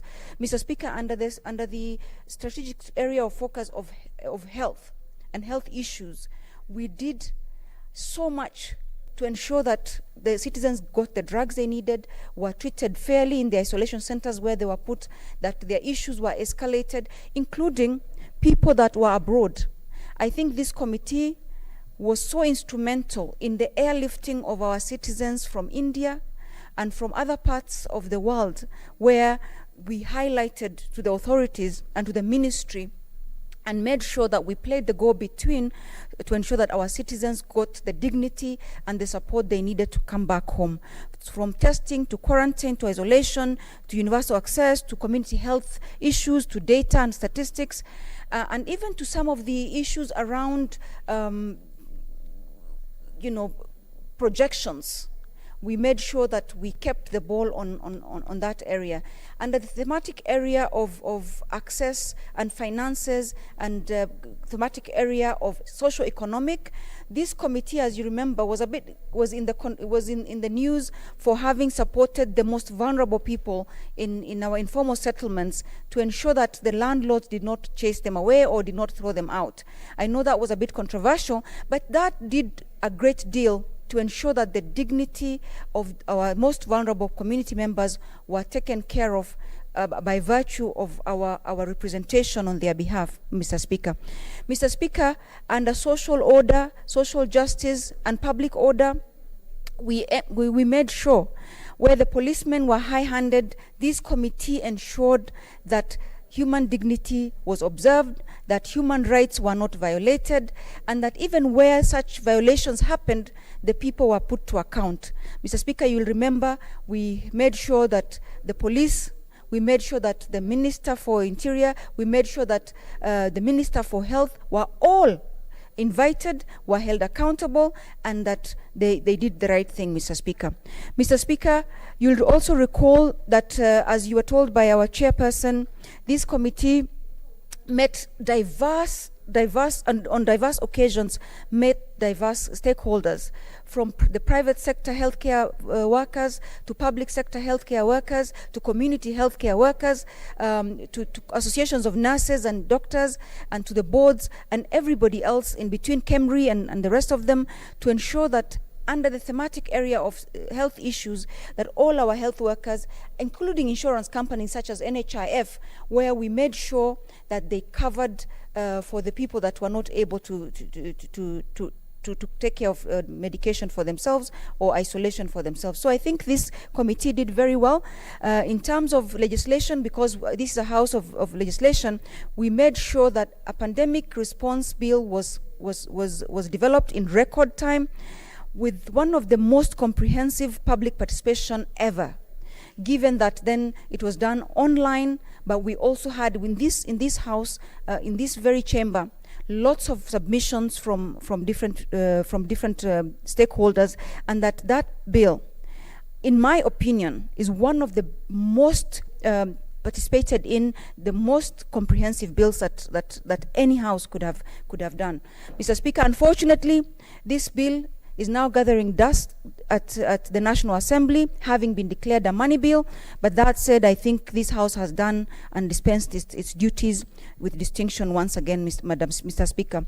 Mr. Speaker, we also kept the citizens, we kept our accountability to citizens through continuous media reports. If you recall, we braved the pandemic to come out here on the steps of this House to make sure that after every report, we would give the nation a very comprehensive report as to where we are with the response to the pandemic, where we are with as a response to the support to the vulnerable communities, where we are with response to support to our frontline workers, where we are with the response to social order and social justice, and where we are with our oversight. As you've seen, you've been told, Mr. Speaker, the latest report, the 9th report, had to do with counties. Our focus had shifted to counties. We did go to all the counties that we could go to. Those counties were chosen for their vulnerability, for the questions that were before us as a house. They were also chosen for sampling as well. So a lot of consideration was made on that. Unfortunately, as the chairperson has said, we could not go to all the counties. I know Wajir County was one of them that we haven't gone to, but unfortunately our term has come to an end. And even as we request to be given more time to finish the report, it is not the wish of this committee to continue with this committee. Not for any reason, but that the emergency now is over, the routine has set in, and we do have standing committees that can take over the rest of the routine work that has been put in place, and all our reports, there are 9 in total, and I'm sure there'll be the 10th one, which is going to be the major report.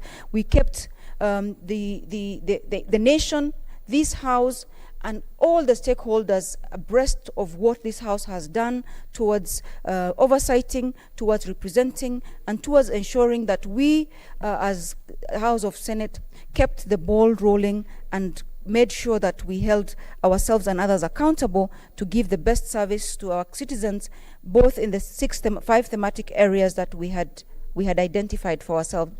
Mr. Speaker, I know sometimes that people think that when you have a platform or when you have something you want to stay on, it is not the wish of this committee to stay on.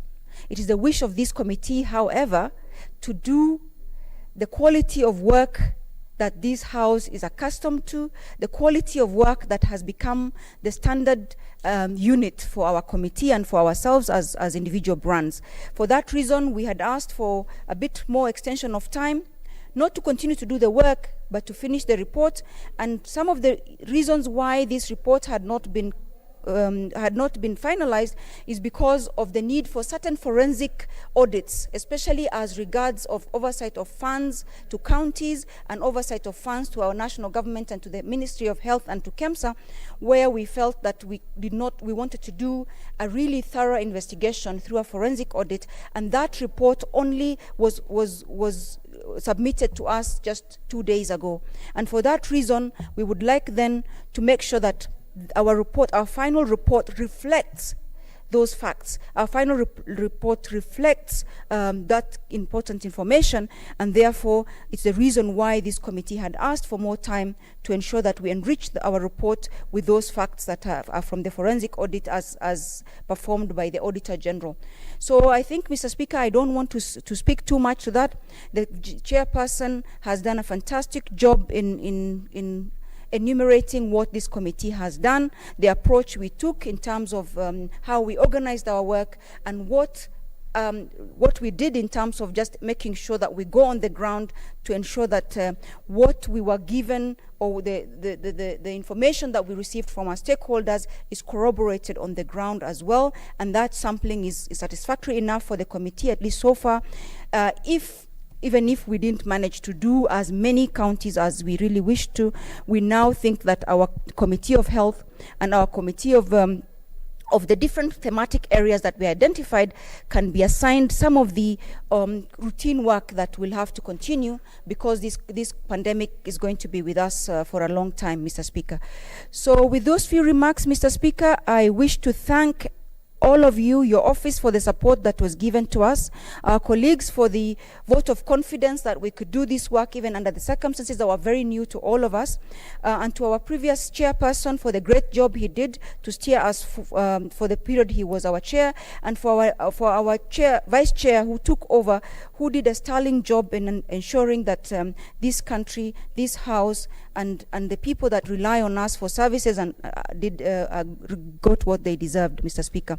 Mr. Speaker, the one last thing is that I hope this House will find a way or a solution, not just to the pandemic bill, but to all the bills that are now gathering dust, or to all the bills that are now held in the pipeline between the two houses, or are held in the crosshairs between the two houses, because what this is doing is beyond just the supremacy battle between the two houses. It's affecting the lives of our citizens, it's affecting service delivery in our counties, and really this is a solution that we must find. I know during the petition we've talked about the boundaries bill, and there are numerous, there are very many bills that are now gathering dust. I hope, especially the pandemic bill, knowing that knowing what that means, pandemics being a matter of life and death, we hope that this House will find a solution to that. And finally, I would like to thank the Secretariat of the COVID Committee. We could not have asked for a better team, and we have got the most amazing support from all of them, and we give them a lot of credit for the quality of work that we've been able to do and for the efficiency with which we have executed our mandate. And I thank everybody and look forward to perhaps when we hand over our report to the different committees, Mr. Speaker. Mr. Speaker, I support and I thank all of you. Oh, sorry, I second. Sorry, I second.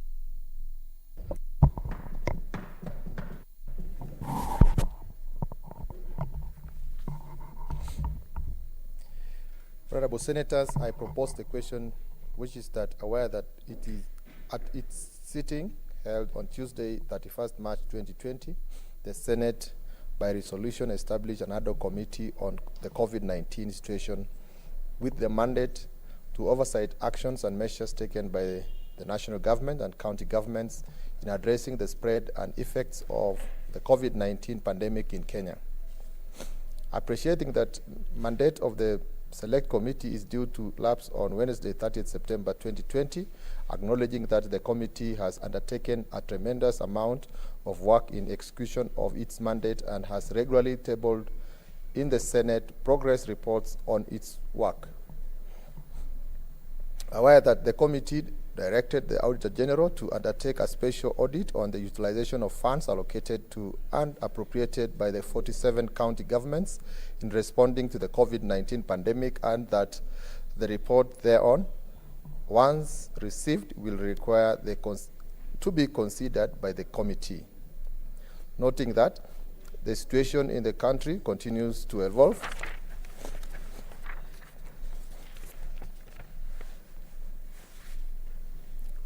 now, therefore, the Senate resolves to review the mandate of the ad hoc committee on the COVID-19 situation in Kenya by a further period not exceeding 30 days of this resolution to enable the committee continue to monitor and oversight the evolving COVID-19 situation in the country and to table its final report in the Senate.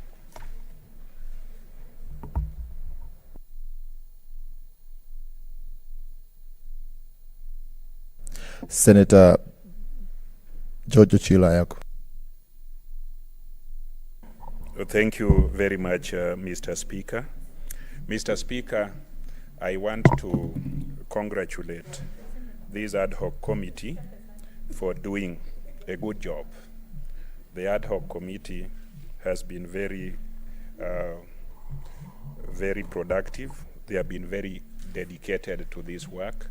And I want to start by appreciating the first chair and appreciating more the second chair and the vice chairperson. There is a saying that we bandy around that what a man can do, a woman can do better. I think the report that we are waiting for, the performance that we have seen, is a confirmation of that saying. And I'm looking forward to a day when we will have a woman president. You know, when we are most vulnerable, when we are more in serious difficulty, we all look up to women to take care of us out of such difficulties. And the first woman that we look up to is our mother. We look up to our wives and our daughters and our sisters to take care of us. When it comes to rewarding women, we do nothing. In fact, this House, this Parliament, is at the threat of dissolution for not legislating what the Constitution expected us to do regarding gender matters. Gender matters are not just women, but I think factually, right now it is women who are disadvantaged. We keep on seeing committees appointed, commissions appointed, but governors elected, senators elected, but we do not see the presence of women who, when things are difficult, when the chips are low, we look up to them for solution. So I want to sincerely thank the leadership of this ad hoc committee, and I wish that they had asked for more time, because there is a lot of work that needs to be done. Nationally, it has been reported that we have COVID millionaires and billionaires. Now we want to see the millionaires and billionaires in our counties, because COVID money was disbursed in counties, and we as a house that is responsible for oversighting counties, we want to see how well these monies were utilized. And we believe that this committee and its leadership had requested the Auditor General to give a report on how the funds were utilized. And I expect, and the House expects, that out of that report, we will see footprints, we will see direction on who took our money and misused it, and other committees, other standing committees will have occasion to pick the lead from that one. The Public Accounts Committee will pick the lead from it, the Health Committee, other committees will pick the lead from the report that our wonderful ad hoc committee will give us, so that the public will be able to know how their funds and donations were used in counties where these activities were expected to take place. Mr. Speaker, we know very well that health is a devolved function, and that our health facilities were expected to match the emergency that engulfed the entire world for all this period. We expect in the report that is about to come from this committee, the state of our health facilities. This emergency that we have been responding to was an eye-opener. It was what we call a warning or a shot to the entire nation. Be prepared for anything. This was 19, maybe 20 is in the offing, maybe 21 is about to happen, or anything beyond COVID. So it would be important for the committee to include in the report the state of our emergency response to highly infectious diseases that are transmitted easily and keep on running around like wildfire and killing our people the way COVID has done. So the state of our health response, the state of our health facilities would be very important if it is captured in this report. Now, Mr. Speaker, we also would like to see in this report how the counties and the national government coordinate when we are in trouble. This was a national pandemic, an international pandemic. The responsibility for fighting for and saving Kenyans is a national function. And the theater where this responsibility is exercised is in the counties. So it would be very important for us to get from our committee information as to how the coordination was done between the national government and the county governments, so that as a nation we will have something upon which to improve. Because if that coordination is not there, and one section of government, say the national government, was responsible for dropping the ball, or the county governments were responsible for dropping the ball, we will look at the report and see how to make sure that in this chain of responses we have dealt with the weakest link. It is important to know where the link is weak so that we fix it, because a nation is a continuous entity. A nation is there to stay.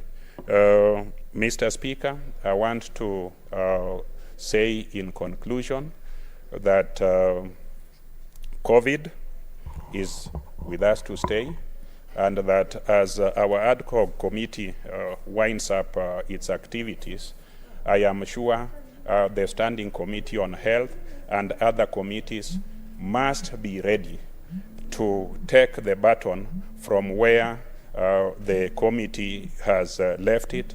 The committee is leaving it at its very shining point. We hope that the succeeding standing committees will not do a shoddy job. The emergency will continue being around. In fact, if you look at the statement of the president and you look at the international arena, the emergency is not going away. So as a House, we must not close our eyes. We must not block our ears, and we must not shut down just because one committee did a brilliant job. We must continue by urging our succeeding committees to continue the good work for the benefit of all Kenyans. I want to thank the committee, I want to thank the House, and I want to thank every Kenyan for doing what they have done to ensure that we are alive. We are alive and we are healthy, courtesy of many people who observed the guidelines, courtesy of many people who loved their neighbors, courtesy of many people who made it their responsibility to protect themselves and to protect others. Thank you very much, Mr. Speaker. Senator Gertrude Musuruve.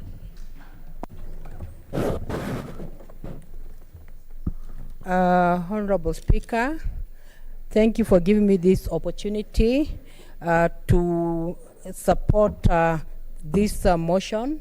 And I want to say, Honorable Speaker, that the ad hoc committee on COVID is doing a very good job. and I commend them for the report that they brought and for the work that they're continuing to do with regard to going to every county and ensuring that they're monitoring what is going on. And I want to say, Honorable Speaker, that the thematic areas that this committee has been handling are very crucial in this country. They have given elaborate details on health, and we also came out to see that even in the health area with regard to COVID, there are even COVID billionaires and millionaires, and it was brought on the floor of this House. And I want to say, Honorable Speaker, these are good indicatives of work that has been done well, because it has come to the attention of all of us. And Honorable Speaker, this committee needs to go now a notch higher and also dissect other areas in the thematic areas. And I want to say, Honorable Speaker, I want to speak on the issue of the thematic area of education. And I'm saying this as a teacher by profession. And I want to say that education cannot wait. This committee needs to really dissect what is happening in the education sector, Honorable Speaker, because it is so clear that the legislative arm of the government has been left out on matters of COVID and education. And I know very well, Honorable Speaker, that where I sit in the Education Committee, we have severally tried to bring the Ministry of Education on board so that we walk the same journey, but it has not really been very, very fruitful. Many times we have wanted also the CS to come before us so that we engage for the purpose of ensuring that we are breaking ice in education, because education cannot wait, but it has not been very easy. In the Education Committee, we decided to deliberately engage county governments to see what is happening in ECDs and their preparedness. And in the education sector, it is really wanting, Honorable Speaker. If I can bring to the floor of this House, you'll find that in some county governments, there are no ECD classrooms. In other county governments, there are no toilets, there is no water, and sometimes one is left to wonder. If we are talking about COVID preparedness, and yet there are some schools without toilets, and yet there are some, I'm talking of public schools. I don't want to deliberate on issues of private schools, because these are different categories of schools.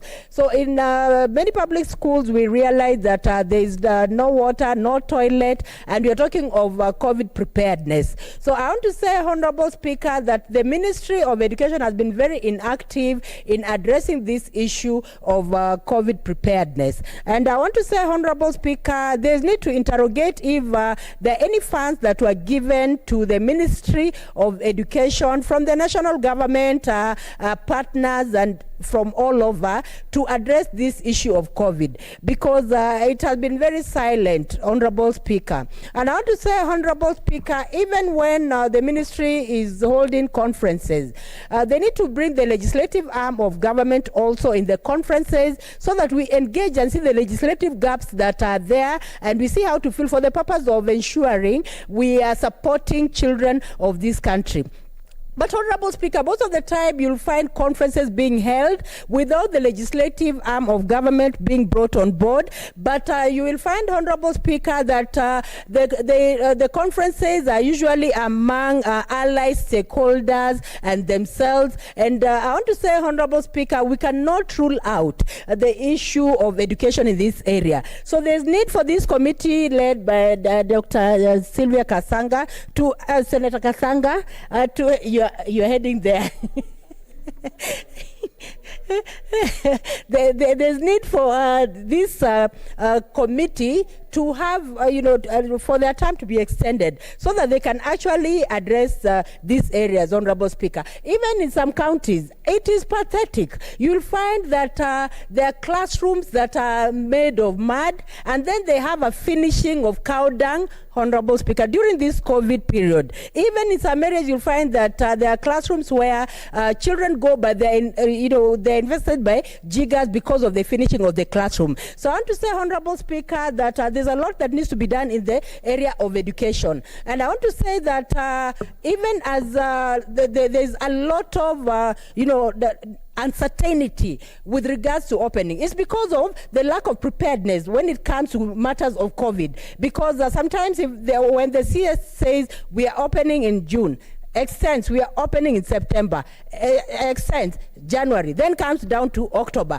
You see, that lacks believability. And the issue of lack of believability is because of the preparedness that has not really come out clearly. So there's need to investigate the amounts that have been allocated. There's need also to audit what is happening in the counties to see whether if money has really been sent into the counties and what exactly is happening. Because, Honorable Speaker, when we say that, in preparing for classroom opening, we are purchasing desks.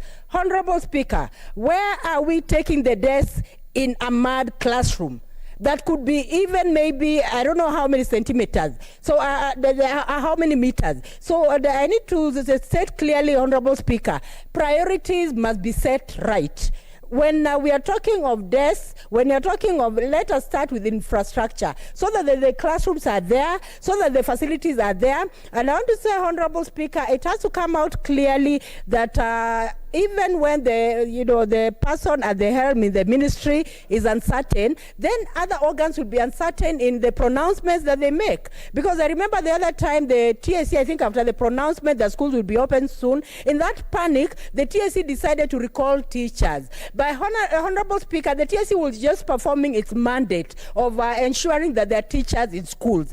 But I want to say, Honorable Speaker, there is need for the Ministry of Education to do what is mandated to do, because education cannot wait. We cannot gamble with the lives of our children. And I want to suggest, Honorable Speaker, there's also need to investigate how much money has been set aside to also support children with disabilities from their households, because most children with disabilities have been getting support from the government in terms of physiotherapy, in terms of medicine, in terms of all this. We have children who have developmental issues. So what has the ministry done? Because, Honorable Speaker, what came out clearly from the ministry, that they are setting aside, they're ready to loan private schools 7 billion. And I want to say before Kenyans, those are priorities upside down. What about the schools that are made of mud, finished with cow dung? What about even teachers who have not been paid?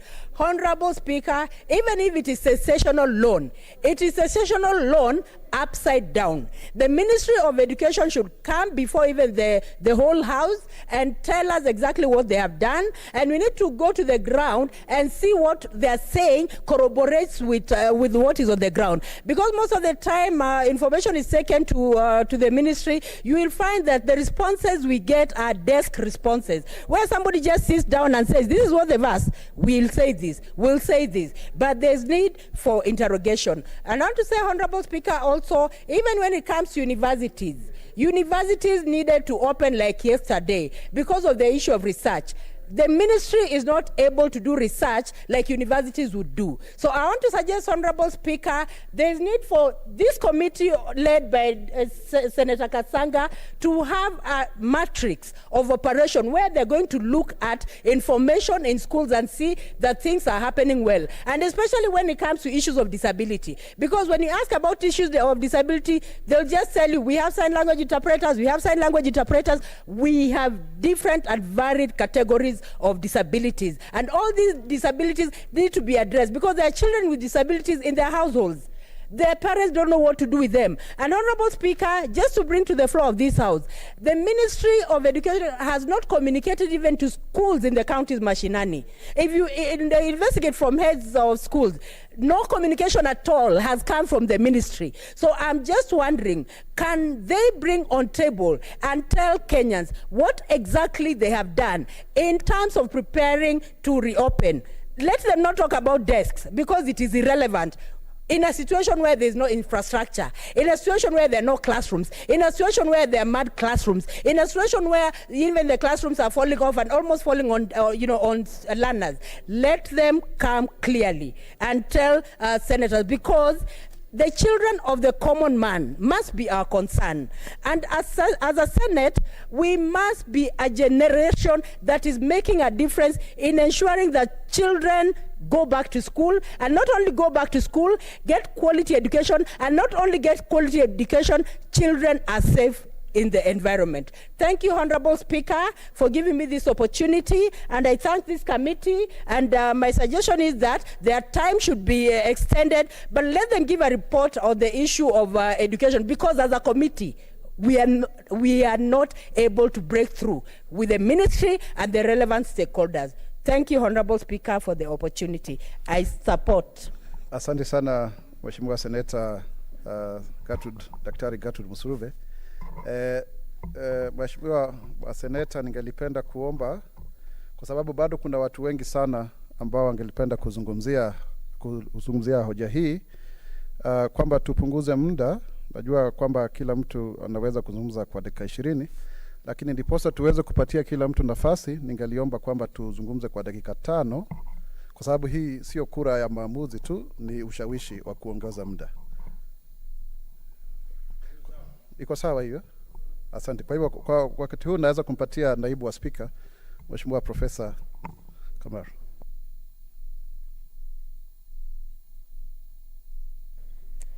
Thank you, Mr. Speaker, for giving me this opportunity to express my appreciation to the wonderful committee that has done a great job over these few months.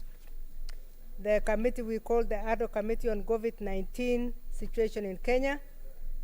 I congratulate the committee for a job well done. This is a committee that has highlighted a number of issues, making the COVID-19 situation an opportunity for us to analyze the state of the health sector in this country. Mr. Speaker, I appreciate them because within the short time, they have been able to visit counties, they have been able to talk to governors, they have been able to talk to CECs, they have been able to look at the facilities that we are in. Mr. Speaker, until you visit our counties, you don't really know what you have. Mr. Speaker, this morning I received a call from a resident of Uasin-Gishu.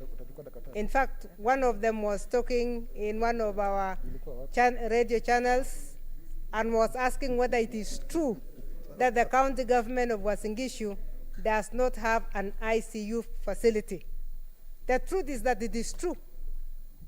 It is true that the county government facilities do not have ICU facilities. And this is something that all of us must start looking at, because what it means in our case of Uasin-Gishu is that our referral hospital and the private hospitals are the only facilities that have ICU that have ICUs, but the other facilities do not have. I want to thank this committee because they are able to expose the state of our facilities, because, Mr. Speaker, you know very well that health is a devolved function. And it should actually confirm why some of us were fighting so much for more resources for our counties. Because this is a devolved function, but we do not have the facilities that have been devolved. And that's why we have been fighting for resources to follow functions that were devolved. Those of us with extremely high vulnerable populations have had a very rough time, let alone at this time when we are talking about COVID. So the issue that this committee has really brought out is a very important issue, or as far as the facilities and availability of facilities, including ventilator support, basic oxygenation equipment. These are very important facilities that any country in the 21st century should be having. But we still have problems. Now, that brings it to us as senators, because this is truly at our doorsteps as senators. The health being devolved means that we must start looking at the facilities that are being offered to our people at the county level.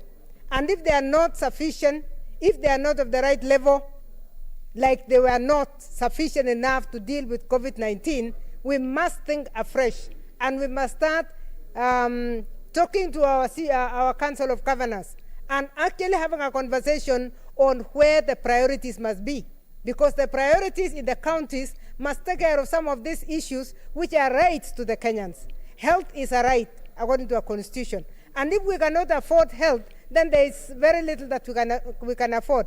I therefore want to thank the committee, and as we await for their report, I am very hopeful that they will be able to hand over the various sectors to various committees. I want to thank the Committee of Health. They managed to visit Wasingishu twice on the same issue of level 5, level 4, and I thank the committee. In fact, when they came to Wasingishu for Senate Machenani, they were able to raise some of those issues. But I think this committee has even gone further to expose more issues that we need to address. So I want to thank the committee and support the motion that actually we extend these 30 days and at the same time encourage the committee to prepare the real key areas that the committees, the other departmental committees must take over, so that it is very clear where this report is going to, because we cannot afford to leave it hanging. It has done a lot, it has exposed a lot, and it's going to be very helpful. Thank you, Mr. Speaker. Asante sana Mheshimiwa Naibu wa Spika. Sasa hivi ninampatia fursa hii Seneta wa Makueni, Seneta Mutula Kilonzo Junior.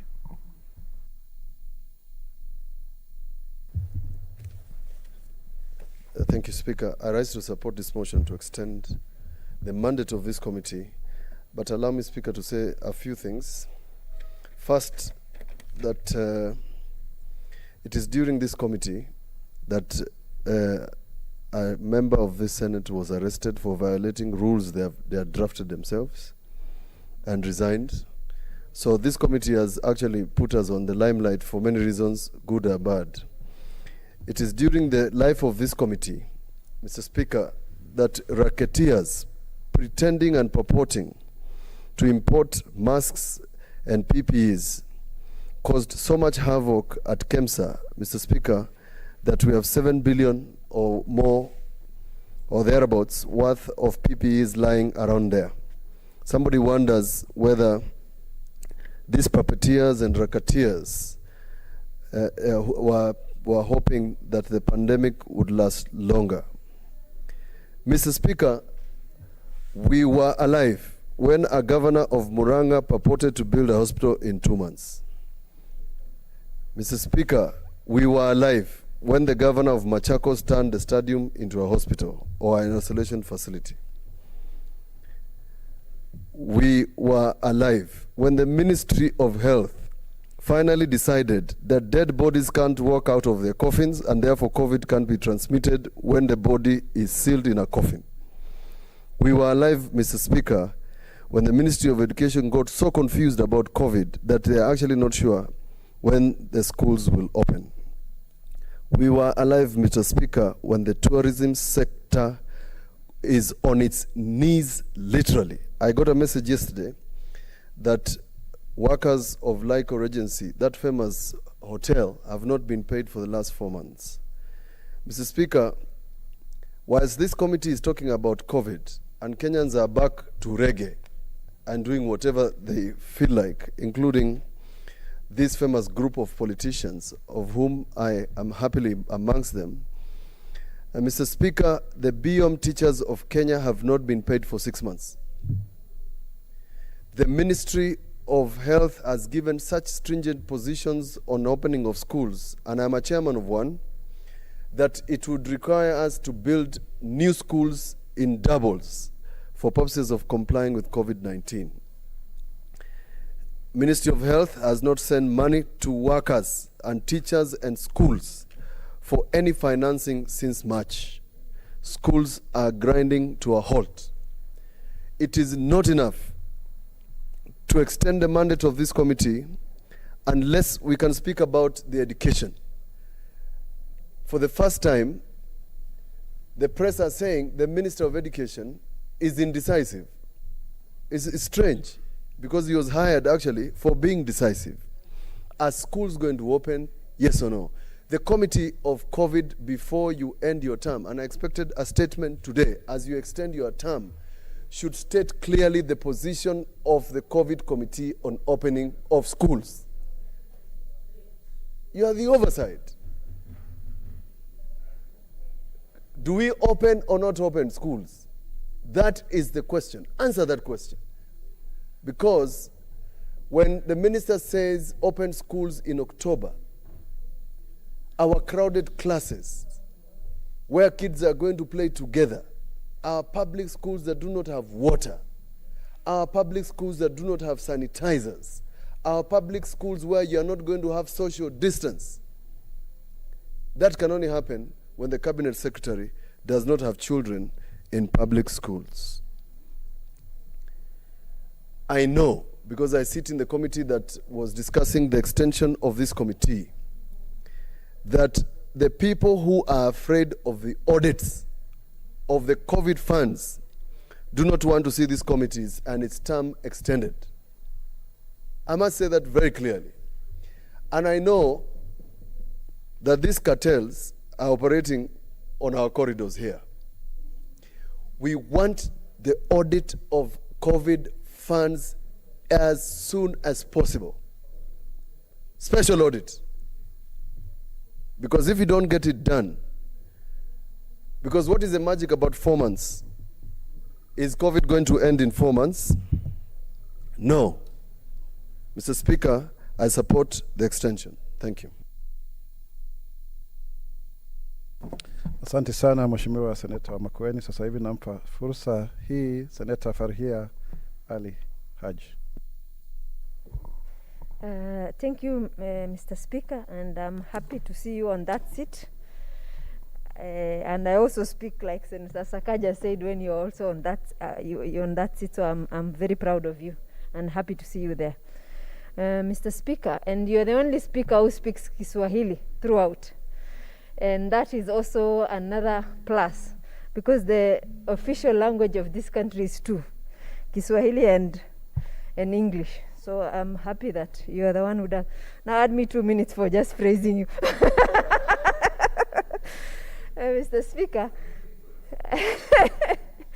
Mr. Speaker, no, that is just a light note, because it's in the afternoon and people are tired, so they need something to laugh about. Mr. Speaker, I am happy with the COVID committee, although there is a little bit of an issue that I have, and they have worked diligently and they have brought, and they have also had a lot of media coverage, especially this Senate committee for COVID, and I think they've done a good job, and that they should continue. I accept. But I had a request long time ago that they should have gone to visit the county of Wajir in terms of its preparedness for COVID. Besides my own county being the county that has spent the COVID money to the cent, unfortunately, we have nothing to show for in the ground. Even some time back, somebody died of COVID because there was no simple thing like oxygen. And that is somebody who had worked for the county government of Wajir for 30 years. I mean, for the health sector for 30 years. And he died for lack of oxygen. So, Mr. Speaker, and we had requested as my senator and myself for this committee to visit Wajir County. And I feel a little bit let down on that ground. But other than that, I think all of you are a star. You have done us proud. And then also there's a lot of counties with no ICU beds still. So you wonder what happened to the COVID money that was given to governor. Up to now, we all don't know exactly what happened to that money. And I think if there was any fund that we need to do a special audit on, and this committee, before they close, that they should order the how many minutes do I have? Oh, okay. The special audit for the Auditor General must carry out a special audit on COVID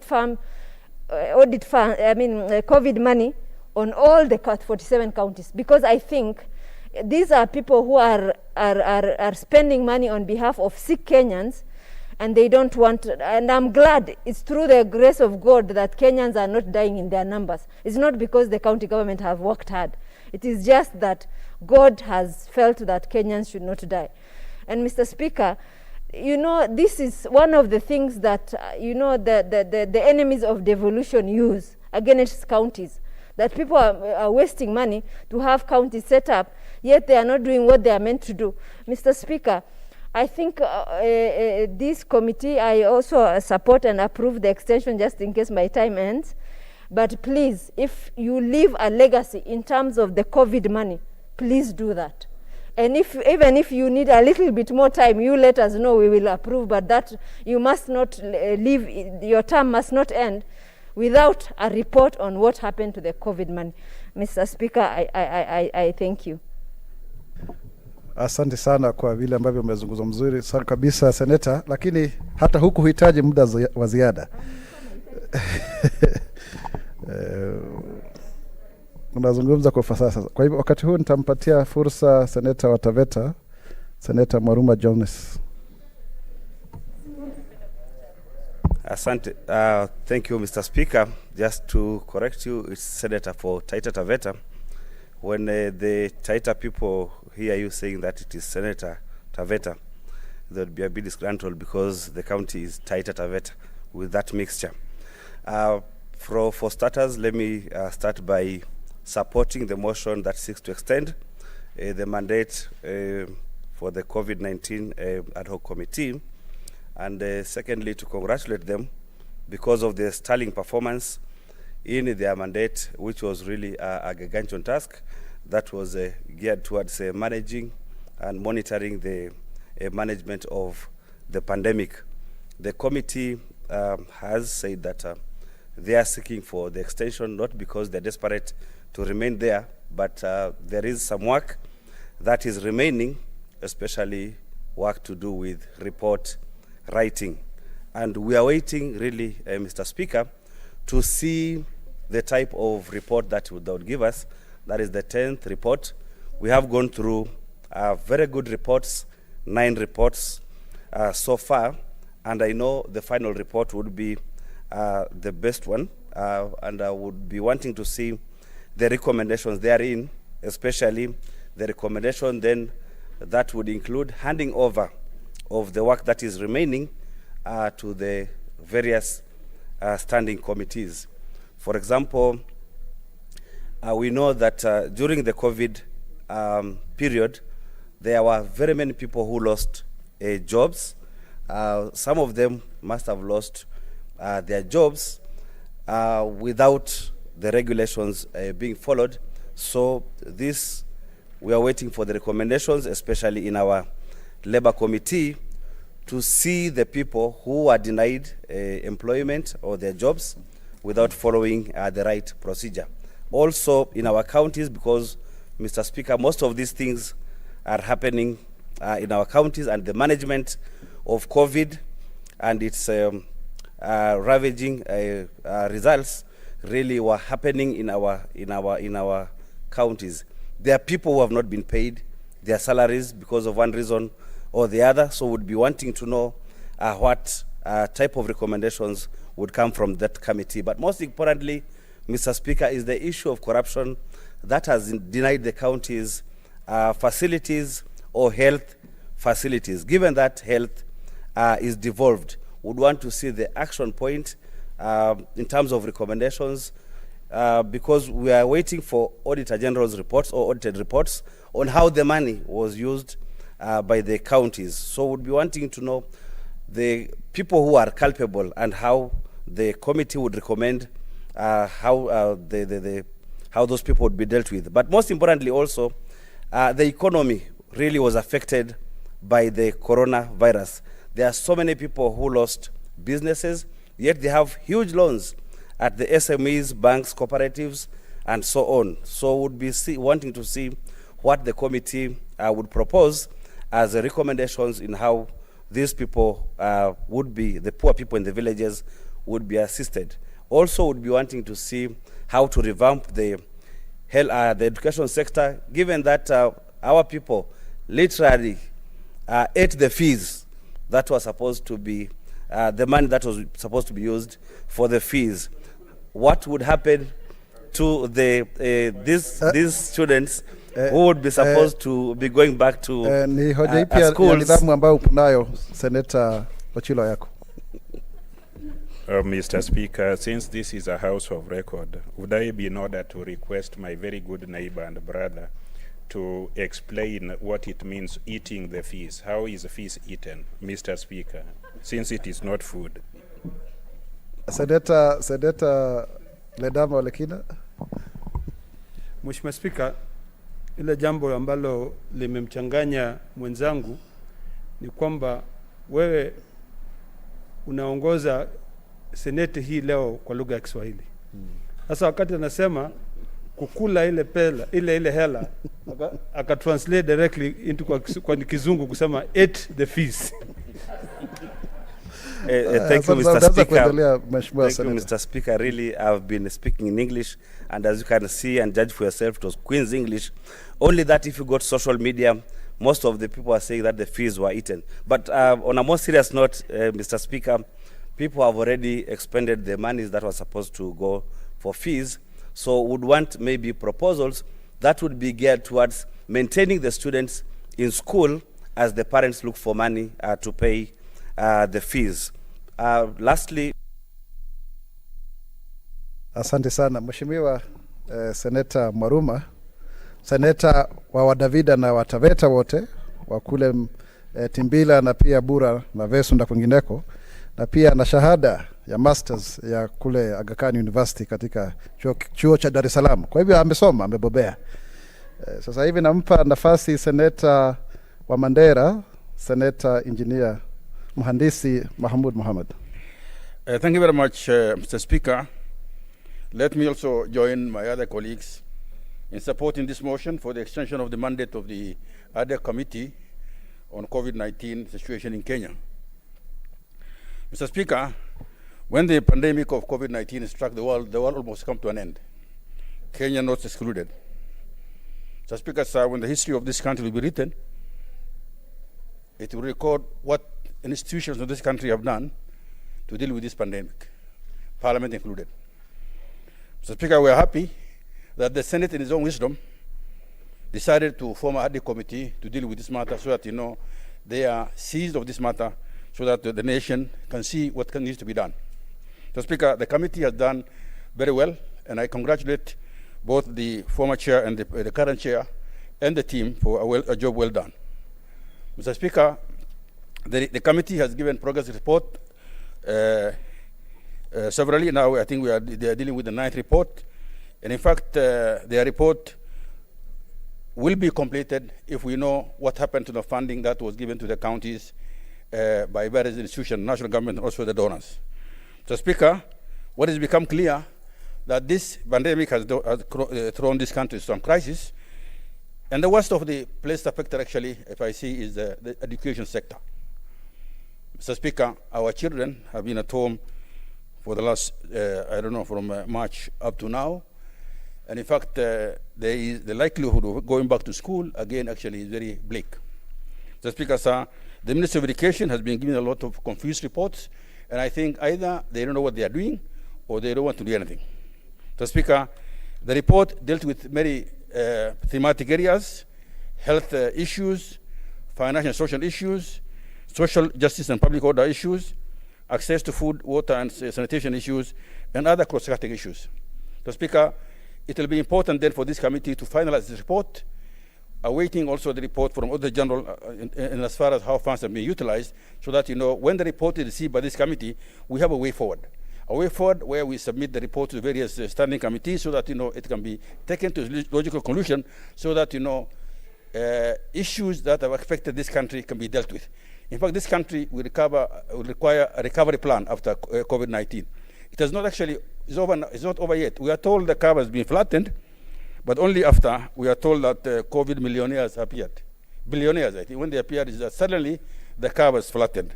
But even yesterday, we can see the numbers have increased. I think there were 150 plus or so that have actually been positive. But the way we are moving now, I think the country has been partially opened. The curve is still on, but I think we are far from dealing with the issues, the effect of the pandemic. So, Speaker, sir, we need the committee in their recommendation within the next 30 days to come with recommendations that are actionable. Of course, that will go to the standing committees, but it must be, our report must be powerful, so that, you know, this government is told what needs to be done, various levels of government. So, Speaker, sir, the worry is, with the pandemic, we are told there appeared some COVID millionaires. It's a shame. It's a shame on a system that actually benefits from people's misfortunes. And this must be, when the report comes from Auditor General, let's not whitewash it, so that, you know, we shame those people who are behind it. Mr. Speaker, apart from maybe the COVID funds given to counties, we need also to audit the funds given to the national government. We are told even donations have been stolen. We are told even donations which have been given by various donors have been stolen. We also heard that the 4.5 billion shilling was being borrowed daily in the name of COVID-19. So because of all this, the work that has been done by the committee must be finalized in the sense that it becomes a report which actually will guide this country how to proceed thereafter. We don't want this thing just as happened. Last night I watched, the night before I watched the debate between President Trump and the former Vice President Joe Biden. The issue of COVID-19, how they dealt with, how the American president dealt with it, was actually one of the main agendas, which was a big criticism. Going forward, the way this country, the leadership of this country, dealt with COVID-19, leadership in the counties, leadership in the executive, leadership in various ministries dealt with it. The COVID-19 should be an issue for this country. It must be an issue so that, you know, a crisis of this nature, which appears another time, must be, we know how to deal with them. It is not be just washed, and I'm happy this House, unlike the other House, has taken this action, come with this COVID committee. In fact, I was sitting in the House Business Committee, when this idea was brought. The idea was, even after we do this, or we do have a joint committee with the National Assembly. Of course, they didn't want it. But I think let us run away with this. We have done a fantastic job. Let us make sure our report is something of substance, a report that can be actionable. So I support.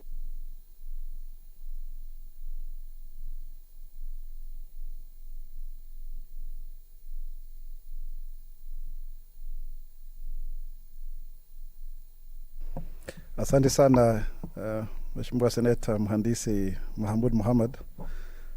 Unajua mimi na wewe tulifurushwa kwenye kamati ya bajeti na fedha baada ya mpurukupo ambao ulitokana na mgao wa tatu wa fedha. Sasa hivi nampa fursa hii seneta wa kutoka kule Kwale, Seneta Daktari Agnes Zani. Thank you, Mr. Speaker. Let me start by congratulating this committee and the exemplary work that they have done, right from the time when it was chaired by Senator Sakaja and later by Senator Kasanga, who has gotten onto the steering wheel and is really steering this committee to greater heights. So it is only fair that they have come now and requested for time. Mr. Speaker, we've always extended time in this House to various committees. And I think to this committee especially, because if there's a committee that actually stayed through to their mandate and really did work that was clear for everybody to see at a very difficult time, it was this committee. Right from the onset, they presented their reports on time. They actually proposed a bill. Mr. Speaker, this whole issue of money bill is going to really be quite an issue for both the 11th Parliament and the 12th Parliament.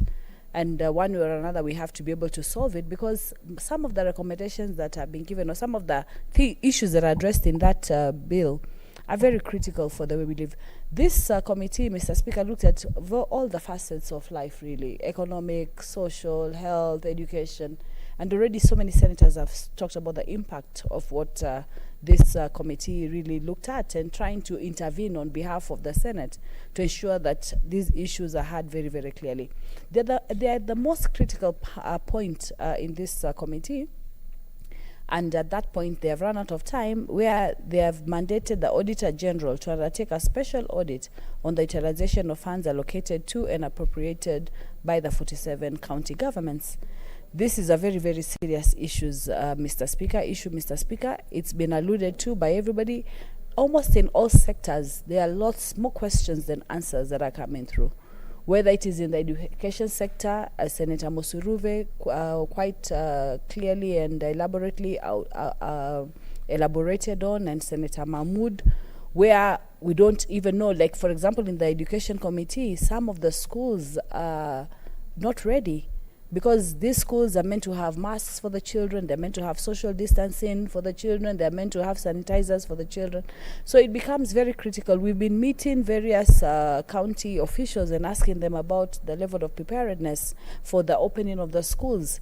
And most of them are saying that some of the funds, or most of the funds that were meant to go to them, they have not received. Mr. Speaker, it is worrying. When we saw this pandemic unfold, we saw some countries, we saw, for example, China putting up a very fortified forward movement in terms of trying to address the issue. We saw countries like Germany, for example, we saw countries like Sweden going out of their way to ensure that things worked appropriately at this particular time. I think it's been said already that there is a lot to be done. The whole idea of monitoring and oversighting to ensure that the evolving and the issue of looking at the situation of COVID situation in Kenya is addressed properly is very, very critical. 30 more days will allow them to do this. In fact, I think this part of what we're waiting for as a report from this committee, I think is going to be the most relevant and very exciting part. I really hope that the Auditor General will give a very special audit report that is very, very clear, and that gives us even a chance to follow through. I suspect that after the 30 days, we might even need a few more days for this committee to be able to extensively look at that report, because it will be major, because this committee touched on everything, right through health, education, and all these areas. So we are looking forward to this report.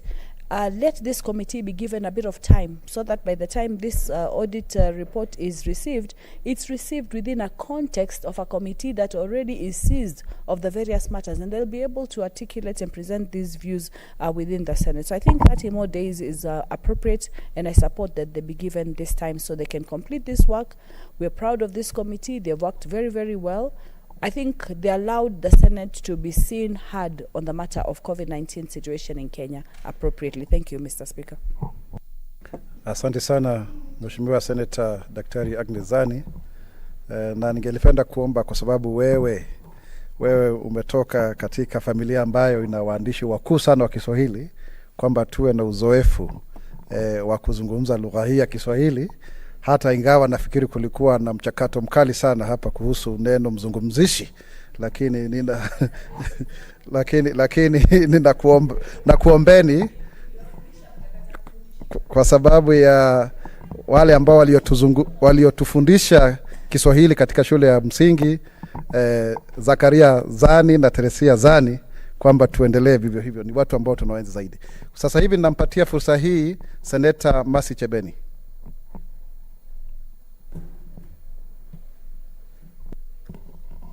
Thank you, Mr. Speaker, for giving me this opportunity to also add my voice on this.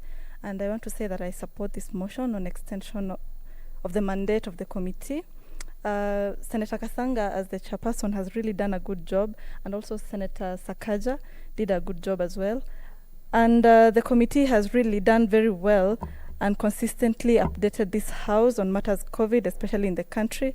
They've given us a report on the various sectors we have in our country, and also matters to do with our county governments, Mr. Speaker.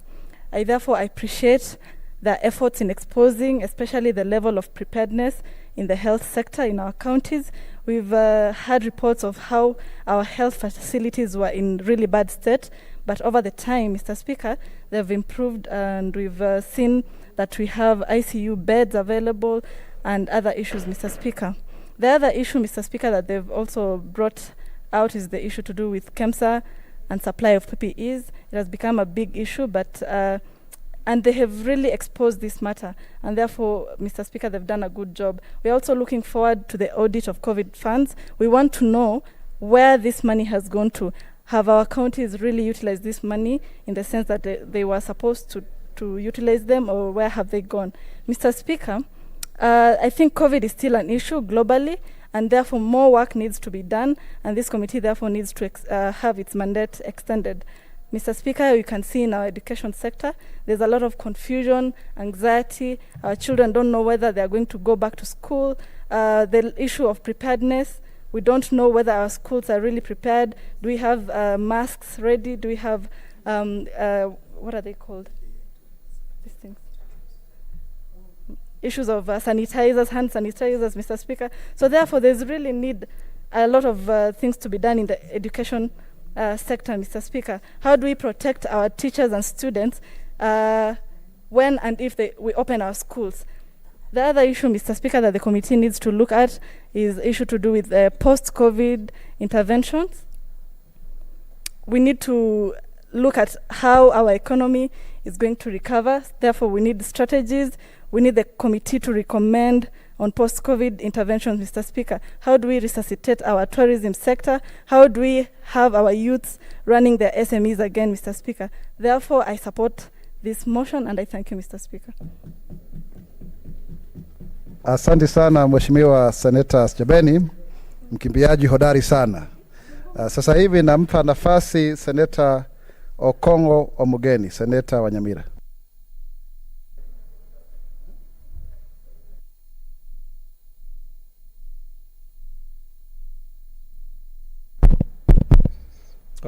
Thank you, Mr. Speaker. I also rise to support the motion that is before the House. Mr.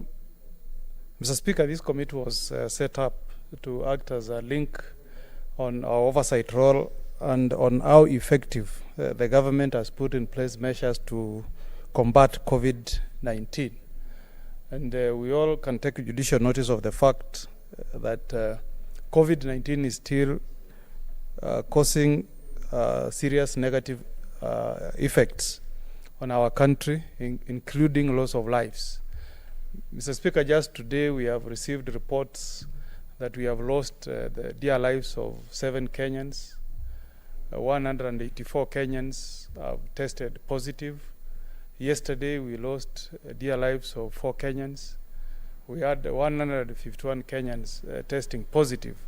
So that's evidence that COVID is still with us, and we still need to put the government on toes to tell us, as the people's representatives, what measures we continue to put in place to effectively deal with this pandemic. So, Mr. Speaker, there is really evidence that we still need this committee to act as an interlink between this House and the government. Mr. Speaker, the biggest challenge we are still facing is how effectively governors used money that was meant to combat COVID-19. You will be surprised, Mr. Speaker, that I think this committee has been able to only visit 2 regions, Meru region and the Coast region. And I'm sure there are several parts of this country where this committee needs to visit to see whether there is any evidence on the ground confirming that money that was meant to put in place measures to combat COVID-19 was utilized for that purpose. In fact, I remember that when we had a meeting with CS Education, he assured the committee that there is water, piped water, available for all the students attending school in this country. And I had requested the committee to start by making a visit to even the county of Nyamira. And we ascertain their position on the ground. I would like to know whether Girigiri Primary School in my village has piped water, connected and flowing. I would like to know whether Nyakiore Primary School, where my mother was born, has piped water, connected and flowing. Because we must put the government on oversight, we must test the truthfulness of what they tell this house. I want to know whether in the county of Murang'a, where we have been told that a hospital was put up in 2 months, whether that is the true position on the ground. That way, Mr. Speaker, the final report that will come to this house will help this house to draw a conclusion whether the government has put in place measures to effectively tackle COVID. And if you look at best international practices, Mr. Speaker, an equivalent committee that was set up by the Senate in Australia in April is still receiving views up to now, from the citizens to be able to ascertain whether the government is effectively combating COVID-19 pandemic. So I think it is only fair, it's just, and in the best interest of this country that we extend the life of this committee for another 30 days. I support, Mr. Speaker. Asante sana wakili wa kutajwa Seneta Wanyamira, Seneta Okong'o Mogeni, mtoto wa Nyamukami. Sasa hivi nampatia fursa hii Seneta Hargura Godana, Seneta wa Marsabit. Thank you, Mr. Speaker. Mr. Speaker, I'd like to join my colleague to applaud the work which has been done by members of this ad hoc committee. Mr. Speaker, as you remember, when this situation of COVID struck us, there was a lot of uncertainty. We didn't even know how to conduct our business as the Senate. The legislative oversight role was an issue because whatever happened, we could not abandon our oversight role. And this committee became a crucial way of us oversighting the government, the executive that is, on how they were responding to the situation as it was unfolding. I'd like to thank the members because they had to learn quickly how to do their meetings online, and they did many of them, over 90 meetings, produced their reports while they're still meeting online, managed to do county visits, managed to interact with the different sectoral actors in terms of seeing what was going on, how each particular sector was responding to this pandemic, and they managed to come up with good reports which they tabled in this house and which were discussed. Mr. Speaker, we are still in the COVID pandemic period. We are not yet out of the woods yet. So, and that's why I'm even thinking that the 30 days could not be enough for the committee to finish its task, because this is an unfolding task. And you can see what we are going through. As we continue, we come to situations where funds are being misappropriated. The committee must have taken a lot of time to interrogate, especially the KEMSA issue, and generally how the COVID funds were used. We know very well counties were provided with these funds, and we need a report on how they actually utilized the funds. We know that the committee has asked the Office of the Auditor General to carry out audit, and we also need to have that report discussed once it's ready. I commend the committee, especially through its leadership, Senator Sakaja and now Senator Sylvia, because I normally like listening to BBC, and they have been having interviews even on BBC, which is an international media, bringing out this issue, especially on the issue of the KEMSA saga. And that way the world will know that we may not be a sensitive nation, because if we are misappropriating funds which are intended to save the lives of Kenyans during these trying times, then we are not a sensitive nation. But be as it may be, we expect to get the report from the Auditor General, and I expect this committee to be there. So we formed the ad hoc committee when the standing committees were there. So this issue of handing to standing committees might be a breakdown in actually facilitating the follow-up on this issue of COVID. So I think it's better we extend. I support the extension of time, And even if they need more than 30 days, we need to extend until we conclude. Thank you. Asante sana mhandisi Hargura kwa maoni yako hayo seneta. Lakini sasa hivi nafikiri mwenyekiti ameomba tu ruksa ya siku 30. Sasa hivi nampa fursa seneta wa kule ni Kakamega, ni Busia, ni Baringo, Seneta Petronila Were, seneta wa Kenya. Yes. Asante sana mwenyekiti. Utaniruhusu niongee kwa lugha inayo yes. Thank you Mr. Speaker. Ngoja kidogo Mheshimiwa Seneta Petronila, hakuna lugha ambayo haikubaliki. Bora iwe ni ya heshima, lakini sio lazima uongee kwa ufasaha. Yes. Kiswahili ni Kiswahili. Asante. Thank you Mr. Speaker. Because you spoke in Swahili, I got into the mood for Swahili, then I realized I can't sustain the conversation beyond 2 sentences.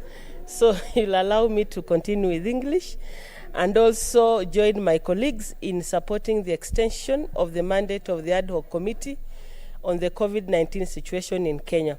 Mr. Speaker, when we first had our first case of the coronavirus, we quite didn't know how to behave, as ably done presented by Senator Hagura. And there were arguments of whether or not we should even sit as a parliament in the midst of this. But then we also argued that the executive arm is not closing down. Why should the legislative arm close? And therefore we decided, since since Kenyans are going to suffer and we may face certain deaths, we still need to respond to the needs of these Kenyans whom we serve. And therefore the idea of the ad hoc committee on the COVID situation, in COVID-19 situation in Kenya, was agreed upon. And Mr. Speaker, I want to agree that they have done a tremendous job, having 92 meetings and coming up with several reports. Almost every week they had a report for us in which they elucidated the issues, divided the issues in various themes, and gave us a very good oversight report, both at the management of the virus at the county level and at the national level. Mr. Speaker, why I support the extension is because COVID is still with us here. We still need them to focus. Rather than having these issues taken to a standing committee of health, for example, where many other matters are handled, it's better we maintain this committee, ably chaired by Senator Architect Kasanga, who has done a great job. We give this committee to continue focusing on the issues because COVID is still here with us. In fact, now it's being declared an endemic, not just a pandemic, meaning we are going to learn how to live with it. But most importantly, Mr. Speaker, we need to know what happens after COVID. How is our life when now it's an endemic? The post-COVID life, for example, opening of schools, opening of churches fully and not just for 100 or 200 people. How are we resuming our life? How is the government coming in to cushion, especially the small and medium enterprises that have been hard hit by this coronavirus? How are we going to make sure that Kenyans are back on their feet and that we resume our life? So this committee still has some work to do, and I also want to join that we give them beyond 30 days when it calls for it. Thank you. Asante sana.